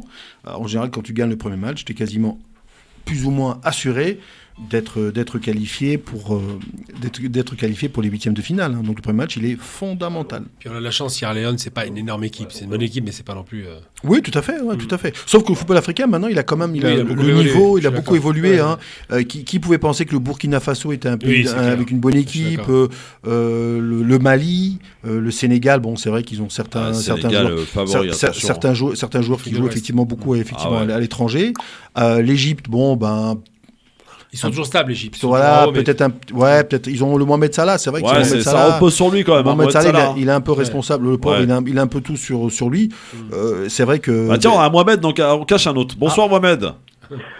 Salut Christophe. Salut Mohamed, tu nous appelles d'où Mohamed? Paris, station taxi parisien. Salam à tous les taxis parisiens. Bonjour les taxis Big up les gars, bravo. Merci. Bon, alors tes favoris toi pour la Coupe d'Afrique des Nations? Ou ton favori d'ailleurs? Ouais, pour l'Algérie, Inch'Allah. Ouais, elle peut le faire, l'Algérie. Ramener la coupe à la maison une deuxième fois, Mohamed, t'y crois? Ah, oui, Christophe. Je vois finale répétitive comme on va jouer le Sénégal aussi, au final.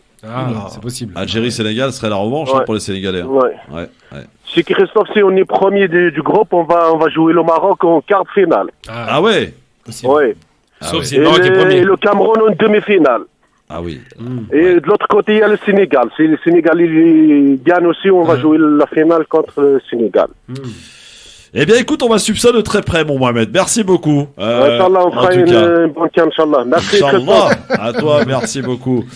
Allez, dans un instant, on va suivre ça de près. On rappelle, Maroc, premier match lundi, mardi Algérie, mercredi Tunisie. Voilà. Bon, les Marocains et les Tunisiens d'origine peuvent appeler quand même. Hein. Bah ouais, mais je sais pas moi. Ils sont timides. Ils sont timides, hein. Peut-être, ouais, absolument. Tiens, on va prendre un dernier appel peut-être avant de passer aux propositions. Allô ? Allô ? Bonsoir, ton prénom ? Ton prénom ? Salem. Salem, tu nous appelles d'où, Salem ? Actuellement, je suis garé à Gennevilliers. D'accord. Alors, vas-y, rapidement, ton favori pour la coupe. L'Algérie. Moi, je dis, je veux bien la Tunisie, mais en fait, comme vous avez dit, il y a l'Algérie c'est une très bonne équipe. Après, il y a l'Égypte aussi. Ah, l'Égypte. Ouais. Par rapport au Maroc, je pense pas trop parce que vraiment, c'est pas une équipe qui peut gagner pour l'instant, quoi. Peut-être. C'est vrai, ouais. Ouais, c'est une équipe qui vient juste de jouer ensemble. Le groupe, je pense pas qu'il va aller plus loin que ça, quoi. Eh bien, on verra en tout cas. Merci à toi, mon ami. À très bientôt et bon après-midi. Dans un instant, on reprend les bonnes habitudes. Allez, on continue de faire notre programme parce que, assis à France Maghreb 2, nous ne voulons plus être spectateurs et nous allons agir. Vos propositions pour cette échéance présidentielle 01 40 33 9000. Ali et Gamal en choisiront l'une d'entre elles. À tout de suite. C'est à cause de la température que tu fais la tête ? Et c'est surtout parce que tout augmente. J'ai froid mon pouvoir d'achat. Tout augmente, sauf chez Bureau Vallée. Face à la montée des prix des matières, Bureau Vallée s'engage pour nous et bloque ses prix pendant 1 an sur 100 produits. Tu veux dire que les prix seront les mêmes toute l'année 2022 ? Exact. Des prix bloqués pour s'équiper sans se ruiner. Eh oui, il gèle dehors et Bureau Vallée gèle les prix. Bureau Vallée, le discount est dans notre nature. Offre valable du 1er janvier au 31 décembre 2022. Liste des produits concernés et des magasins participants sur bureau-vallée.fr. Leclerc. Canon, la boîte d'Ariel Pods Plus de 22 lavages avec 70% de réduction immédiate est à 2,10€, soit 3,80€ le kilo. C'est un super prix. Ah bah ouais, parce que moi avec mes 2 ados, je fais 4 à 5 lavages par semaine. Et ça me fait tenir plus de 4 semaines à un prix top. Waouh, t'es doué en calcul toi ? Je suis multitâche.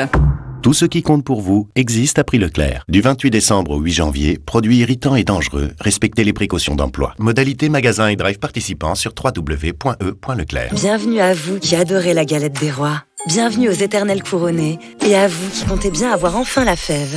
En ce moment chez Picard, retrouvez notre collection de galettes des rois prêtes à cuire, comme la galette frangipane pour 6 personnes à seulement 5,95€. Et pour la livraison à domicile et le click and collect, rendez-vous sur picard.fr. Picard, pour le bon et le meilleur. 600 grammes, soit 9,91€ le kilo. Pour votre santé, évitez de grignoter. Carrefour. En 2022, Fatima veut se sentir bien chez elle. Alors pour vous, Fatima, et pour tous les autres, jusqu'à demain, profitez de 10€ offerts en bon d'achat tous les 30€ d'achat sur tout le linge de maison dans vos hypermarchés Carrefour et leur drive. Et oui, à ce prix-là, vous allez adorer être chez vous. En 2022, Carrefour exauce tous vos vœux les moins chers. Carrefour. Bon d'achat utilisable du mercredi 5 au dimanche 16 janvier. Détails sur carrefour.fr.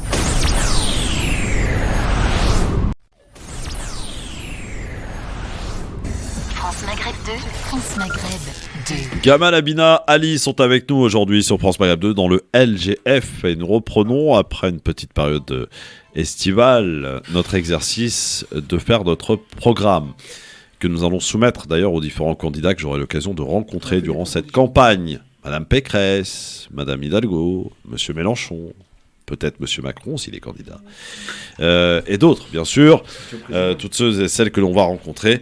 On leur soumettra nos propositions. D'ailleurs, le premier à avoir joué cet exercice, c'est Anas Kazib qui a pris une seule proposition. Gamal était là d'ailleurs, une seule. Voilà. Alors, je vais corser un peu les choses parce que je me suis dit, c'est pas encore assez démocratique notre truc. Je rappelle le principe, vous nous appelez, vous nous écoutez, et vous pouvez faire vos propositions dans tous les domaines, un sujet particulier, une chose que vous voudriez voir évoluer, proposer pour améliorer le quotidien de tout le monde. Eh bien, les chroniqueurs, ici en plateau, chaque jour différents, avec des sensibilités différentes, choisissent l'une d'entre elles. Mais pour que tout ça soit complet et adopté définitivement, je la mettrai sur Twitter, sur mon Twitter, le Twitter du LGF, en sondage. Et les gens pourront voter si oui ou non on adopte ou pas cette proposition. Ça vous semble bien ça les gars ? Oui, c'est bien. Oui, non, mais t'en réjouis pas trop. Hein, voilà. C'est-à-dire que vous pourrez être désavoué par le peuple aussi, Gamal et Ali. C'est ça qui est bien, c'est ça qui est bien. Bah voilà. Parce que je vous dis quand même, il y a des trucs farfelus qui sont apparus.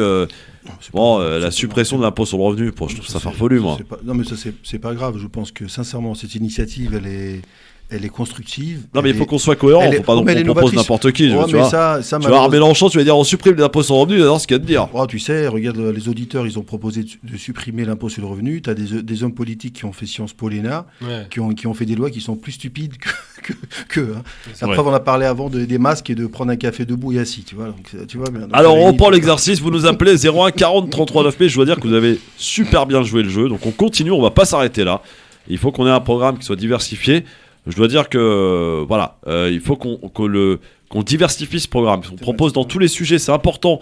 Dans la famille, l'immigration, on peut en parler aussi. Il n'y a pas de problème, il n'y a pas de sujet tabou.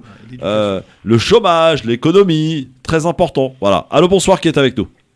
Oui, bonsoir Christophe, c'est Mounir d'Antony. Bonsoir Mounir d'Antony, bonne année à toi Mounir. Bonsoir Mounir. Merci, pareillement, et surtout une excellente santé Christophe. Ça c'est très important, tu as raison Mounir. Alors, on t'écoute pour ta proposition, la première de l'année 2022, mon Mounir. Alors écoute, la première et j'espère pas la dernière. Voilà, moi je suis là pour faire une proposition pour supprimer l'impôt le plus injuste qu'il y a en France. Voilà. Je ne sais pas si vous avez deviné ce que c'est. C'est pas l'impôt sur le revenu, je vous rassure. C'est un impôt sur la succession. Voilà, je sais pas si nos auditeurs connaissent un petit peu ce que c'est. L'impôt sur les successions, à savoir que quand vous avez travaillé toute votre vie, vous avez remboursé un prêt, vous avez acheté un appartement, vous avez acheté une maison, vous avez payé des impôts dessus, des impôts locaux, vous avez payé des impôts sur vos revenus, bref, vous avez payé toute votre vie, un crédit pour lequel vous avez eu du mal à rembourser, etc., etc. Et quand vous avez terminé, je dis bien quand vous avez terminé, que vous voulez laisser un bien à vos enfants, entre autres un petit appartement ou une petite maison, ce qui est normal en héritage à vos enfants, l'État vient et vous sucre 20 à 30% sur le montant de la valeur du bien. Je trouve ça, mais inadmissible, et je ne suis pas le seul à le penser. Ouais. Et je pense que c'est vraiment l'impôt le plus injuste qui existe en France. Donc voilà. Suppression de l'impôt sur la succession. Hein. Impôt sur les successions, voilà, tout à fait, voilà, c'est ça. D'accord. Merci beaucoup, Mounir. C'est entendu. On retoque pas. On rappelle toujours que les chroniqueurs peuvent retoquer. Quoi, non? Si, on retoque? Non, merci. Ah non, ok, on n'a pas intérêt de retoquer ça parce que je vais me mettre en colère. Merci beaucoup, Mounir. À très vite. Voilà une bonne proposition. Et c'est un sujet qu'on parle très peu. En matière de succession, il y a pas mal d'incohérences et pas mal de choses assez inacceptables. Franchement, je trouve ça formidable. Il a expliqué d'ailleurs. Il a bien défendu son truc. Hein. Très bien défendu, mais surtout, il faut se rappeler une chose, c'est que la succession, c'est quoi? C'est parfois, il y a un bien qui est donné à ses enfants, qui n'ont pas les moyens de payer les droits de succession, et à ce moment-là, ils vendent le bien. Donc, ils se retrouvent à devoir vendre un bien auquel ils sont attachés. Mais c'est clair. Et ça, c'est dégoûtant. Ça. Et puis c'est une problématique qui va arriver dans nos futures générations, puisque nos parents pensaient partir, la plupart maintenant, les enfants sont là, ils sont propriétaires, et effectivement, cette problématique... Toi, tu vas leur léguer quoi, toi? Une toile de tente? Allez. Allez, non. Une caravane? Deux caravanes. Non, 2 caravanes. 2? Ah, c'est bien. 2 caravanes et beaucoup d'amour. Karim, ça c'est bien ça. Karim, bonsoir. Salut mon brave Christophe, bonne année mes enfants. Bonne année. Écoutez, 2 mots vite fait. Avant de faire ma proposition, bien qu'on n'ait pas le temps, moi, Maître Dim, je le soutiens 1 milliard de fois. D'ailleurs, je comprends pas, mais maintenant, je cherche même plus à comprendre la réaction de certaines personnes sur cette radio, parce que moi, je n'arrive plus à comprendre. Enfin, bref. Je vous annonce que quelqu'un a déclaré sur RMC aujourd'hui qu'elle était juive, qu'elle ne mangeait pas de fruits de mer et qu'elle ne fêtait pas Noël et qu'elle n'avait pas l'intention d'enseigner les fêtes catholiques à ses enfants. Et tout le monde a trouvé ça normal. Elle a dit, oui, ça c'est bien, au moins, vous savez de quoi vous parlez. On lui a pas fait le procès, vous avez fait un procès à Maître Din. Il a le droit de le fêter ce qu'il veut, de dire ce qu'il veut, quand il veut et où il veut. Il a le droit de le faire, mais pas de donner des leçons aux gens. Bon, allez, on referme le sujet, Karim. Non, par contre, pour le droit des successions, attention, mais faut pas dire n'importe quoi, parce qu'il y a succession et succession. Comme le monsieur, il est passé, c'est très bien ce qu'il a dit, quand vous léguez un petit appartement de 250 000 euros ou 300 000 euros à vos enfants, il est tout à fait normal que l'État n'intervienne pas, mais enfin, quand vous léguez 10, 15, 20, 30 millions d'euros à vos enfants, il n'est pas honteux que l'État en prenne 10%, parce que c'est pas ça qui va vous faire qui va vous envoyer à Pôle emploi. Donc, il faut limiter. Moi, je suis pas contre, mais... Franchement, Karim, là, c'est un peu caricatural tes propos, parce que les enfants ne sont pas forcément héritiers de la fortune des parents. Enfin, ils sont pas, je veux dire, au même stade que les... Il y a des enfants, par exemple, qui... Il faut pas faire une loi pour interdire les successions. Ben si, c'est des conneries, juste bon. un élément important, vous avez raison de faire la remarque, mais... ce qui est important, c'est quand même la théorie du nombre. Là, le cas que vous êtes en train d'évoquer, 10-15 millions, ça doit certainement exister. Mais sur l'année 2021, je pense que ça doit représenter, ça doit se compter sur, c'est peut-être une cinquantaine d'unités en France. Oui, mais ceux-là, il faut les taxer. C'est ça que je veux dire, mais pas les petits droits de succession. Moi, je veux dire, quand tu arrives de la maison... Bon, ta proposition, Karim. Qui vaut 30, 300, 400 000 euros, il est normal que l'État n'intervienne pas. Mais enfin, quand ça chiffre en millions d'euros, c'est tout à fait normal.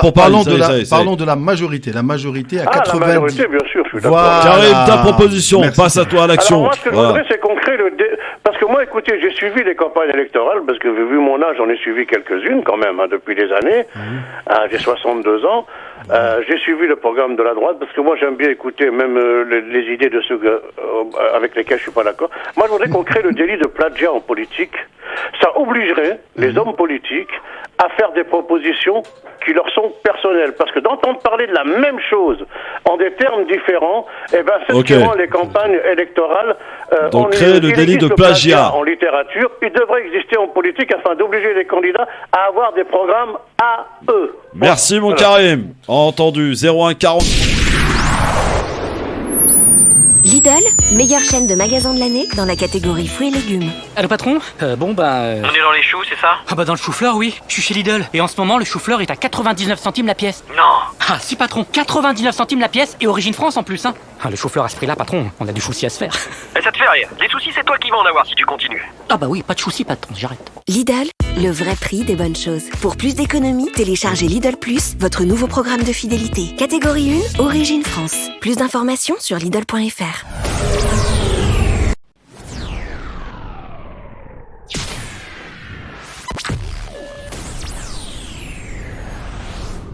France Maghreb 2, France Maghreb 2. On continue évidemment vos consultations, de recueillir vos doléances pour cette échéance présidentielle. Nous faisons notre programme avec vous, amis auditrices, auditeurs, au 01 40 33 9000. Vous nous faites vos propositions. N'ayez pas peur, voilà, chacun a ses doléances, chacun a ses attentes. Mais nos chroniqueurs sont là aussi pour veiller. Et ensuite, on soumettra tout cela à un sondage grandeur nature sur Twitter. Est-ce que vous retoquez ou pas la proposition de Karim qui a été faite avant la pub, c'est-à-dire de créer un délit de plagiat pour les hommes politiques? C'est retoque? Ouais, est-ce que vous retoquez ou pas? Comment dire?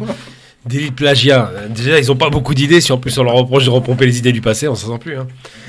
Non, je crois la définition même de la politique, justement, c'est en permanence de faire de la démagogie, d'être dans le plagiat. Demander aux marxistes de ne pas être marxiste, c'est compliqué. Regarde un monsieur, notre président actuel, il a été élu avec des gens de gauche et à la fin, il va être élu par des gens de droite.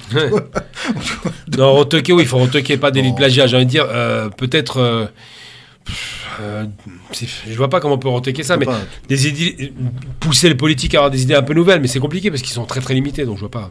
Ouais, donc on retoque. Moi personnellement, dans l'initiative que tu as lancée, il faut des choses simples, concrètes, qui parlent à tout le monde et dont l'impact est direct, tu vois. En gros, le plagiat n'est pas possible en politique parce que le principe de la politique, je vous invite à lire Simone Veil, qui explique que c'est une boîte, c'est une mécanique qui vous oblige à connaître et à adopter les idées du parti. Le parti a toujours raison.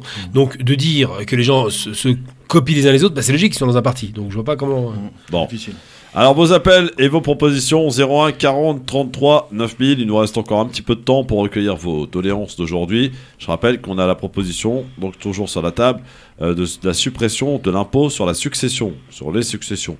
Voilà, un impôt que Mounir trouve extrêmement injuste. Il voudrait le supprimer, lui.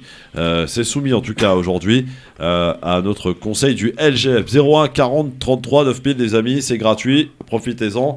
Appelez et faites vos propositions pour cette échéance présidentielle. Qu'est-ce que vous voudriez voir changer? Qu'est-ce que vous voudriez proposer?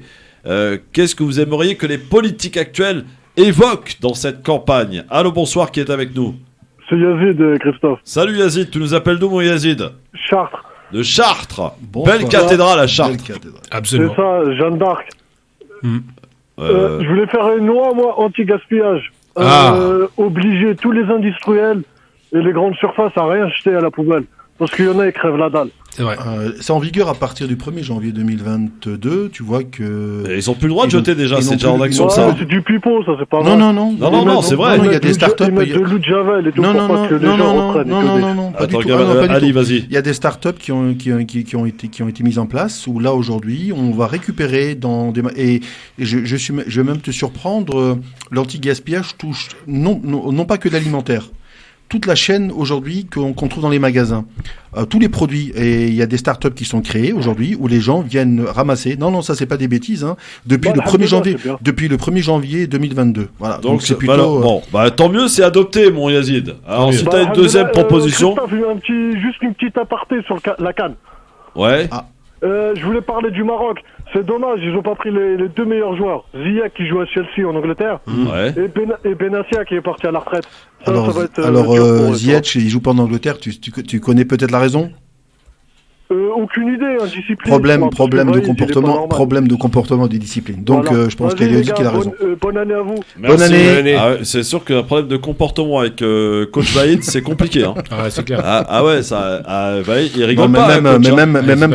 Même Thomas Tuchel à Chelsea, il en voulait pas, il en veut plus parce qu'il a un comportement apparemment un petit peu. Les chichas, les sorties. D'accord. Il aime la vie. Tu sais que t'en as aussi à Paris qui sont très très bien payés et qui les chichas, ça y va. C'est pas les mêmes qui payent. C'est pas les mêmes qui payent. Puis la différence, c'est qu'on leur a fait des ponts d'or pour venir, alors que Marco Verratti, on aime bien la fête. L'italien. Il s'est marié, donc normalement il doit. Est-ce que tu crois que c'est un gage de s'acheter ça? C'est un argument. Écoute, c'est ce que tu m'as dit, Christophe, toi, quand on se marie, on s'assied. Mais c'est Christophe. Ouais, je t'ai dit quoi, moi? C'est un ange. Tu as dit que lorsqu'on se marie, on devenait plutôt sage. Christophe, il y a un truc pareil. Mais ça fait 20 ans que je suis marié, moi. Ça fait 20 ans que j'ai atteint la sagesse. Voilà. Socrate. Un long cheminement. Exactement. Mais bon, ça m'arrive de dire des conneries aussi. 01 40 33 9000, les amis, pour vos propositions. Donc voilà. Donc Yazid nous a fait une proposition qui ne sera pas retenue. Pourquoi? Parce que tout simplement ça existe déjà et ça c'est très bien. Voilà, donc au moins il a appris un truc, Yazid. Et c'est vrai que c'est scandaleux quand même, toute la tonne de bouffe qu'on arrivait à jeter à la poubelle. Et c'est vrai qu'il y a certains magasins, pour pas que ça soit récupéré par les sans-abri, mettaient de l'eau de Javel. C'est fini maintenant. Ça c'est de la saloperie, ça vraiment, c'est du comportement de salaud, ça. Franchement. Bon, et j'ai vu d'ailleurs qu'il y a même une femme qui a été chopée parce qu'elle revendait les invendus et tout ce qui partait à la poubelle, elle se faisait du fric, elle a revendu la bouffe. Donc là, elle a été condamnée, par contre, ça ne le fait pas. Voilà. Alors, on arrive bientôt à la fin. S'il y a encore une ou deux propositions, c'est maintenant que ça se passe. 01 40 33 9000, mais avec une seule proposition, on ne pourra pas évidemment retenir, faire un conseil aujourd'hui. Ça, c'est pas possible. Je serai obligé de mettre ça pour demain. Hein, parce qu'une proposition, c'est pas acceptable, c'est pas entendable. Même si elle est bonne. Mais elle sera soumise pour demain. Mais ça veut pas dire qu'elle passe, parce que demain il y aura d'autres sensibilités, d'autres chroniqueurs. Allô, bonsoir. Bonsoir les amis, bonsoir Christophe. Bonsoir, ton prénom et ta ville d'appel, mon ami. Alors c'est Samy de Chelles. Samy, bonne année à toi, mon ami Samy de Chelles. Bonne année à vous. C'est pas halal de se dire bonne année, hein. Il est mort de rire. Ouais, alors mon Samy, est-ce que tu as une proposition à nous faire? Alors moi j'ai une proposition, je l'avais déjà donnée, mais on m'avait révoqué, je sais pas pourquoi. Par rapport à la retraite, par rapport aux travaux difficiles. Moi, je réitère cette loi, faire partir les gens en retraite pour les travaux qui sont difficiles. Moi, j'ai mon père, là, qui est mort. Il a même pas profité un an de sa retraite, le pauvre. Et voilà, c'est... Non mais là-dessus, on peut dire pourquoi elle a été refusée, c'est parce qu'il y avait une proposition qui était un peu meilleure. Mais c'est pas parce qu'on l'a refusée, c'est parce qu'il y avait tellement de bonnes propositions qu'on avait du mal à choisir. Ah, d'accord. Ben, je la réitère aujourd'hui. C'est une très bonne proposition. Alors, je la formule comment, moi, les gars? Aidez-moi, parce que... le fait de faire partir à la retraite des gens qui ont un travail pénible. Donc c'est appliqué... Retraite anticipée, quoi. Appliquer un coefficient... Comment on définit le seuil de pénibilité? La pénibilité, il y a des... bien sûr. C'est très étudié, c'est connu. Le bâtiment, pour prendre l'exemple. Donc, faire partir en retraite... Quelqu'un qui a travaillé dans un bureau toute sa vie et quelqu'un qui a été... C'est pas la même chose, bien sûr. ils doivent pas avoir la même retraite, quoi. Quand on parle de pénibilité, c'est qu'en plus, il y a une dégradation de la santé, quoi, qui est constatée très souvent. Tu peux appliquer effectivement un coefficient de pénibilité sur la partie retraite. Effectivement, quelqu'un qui pendant 30 ans occupe un métier de manœuvre, effectivement, il se retrouve avec une colonne vertébrale, avec de l'arthrose. Ouais, mais un chauffeur de bus, pourtant, ça a l'air moins compliqué, mais c'est la même chose. Mais tous les jobs, effectivement, tous les métiers difficiles, tous les métiers où tu as animateur de radio, supporter les chroniqueurs tous les jours, je peux vous assurer que c'est dur. C'est cool. Ah ouais, non mais c'est cool. Elle était tout frais. Bon, merci beaucoup en tout cas, mon ami. À bientôt, Samy. Non, c'est tout frais. T'es tout frais, Christophe. T'es frais comme un gardon, y a pas de problème. Hein? T'es frais comme un gardon, pourquoi un gardon, c'est frais? Marié depuis 20 ans, regarde. Tu te portes super bien direct à 15 ans. Ouais, c'est incroyable. Pas de Covid depuis 2 ans. Pas de Covid depuis 2 ans. Des vannes en cascade. Quand même, il faut dire, une fois, il y a notre ami Abina. Et je sais plus qui était avec toi. Emmanuel Dupuis. Ah oui. Et les deux atteints du variant brésilien. C'est chaud, il a rien dit. Non. Pendant 2 heures dans le studio sans masque. Et elle lui a pas chopé. Elle gaze, mon ami. Elle gaze. Les hommes. Voilà. Tu vois, il ferait comme un gardon. Bon, qu'est-ce qu'on fait? Moi, j'ai pas assez de propositions pour vous faire voter aujourd'hui. 2 propositions intéressantes quand même. Ah ouais, mais non, les 2 sont intéressantes là. 2 bonnes propositions pour le coup. Elles sont applicables, hein. Pénibilité. Et puis si tu veux, je t'en rajoute une 3e qui va vous faire rire. Non. Ah, dommage. Tu voulais quoi? Non, je voulais qu'on arrête de couper les sapins, mais qu'on les plante. Ah, oui. Tu vois, il y aurait des millions de sapins plantés plutôt que jetés. Bon, alors c'est parti, messieurs. Je vous rappelle sur quoi vous avez à choisir aujourd'hui. Donc, supprimer l'impôt sur la succession, première proposition, et faire partir en retraite les gens qui font des travaux pénibles. Donc voir un petit peu comment on peut évaluer tout cela sur la pénibilité. Je vous laisse 30 secondes, pas une de plus, pour vous mettre d'accord sur la proposition qui sera soumise au sondage des auditeurs.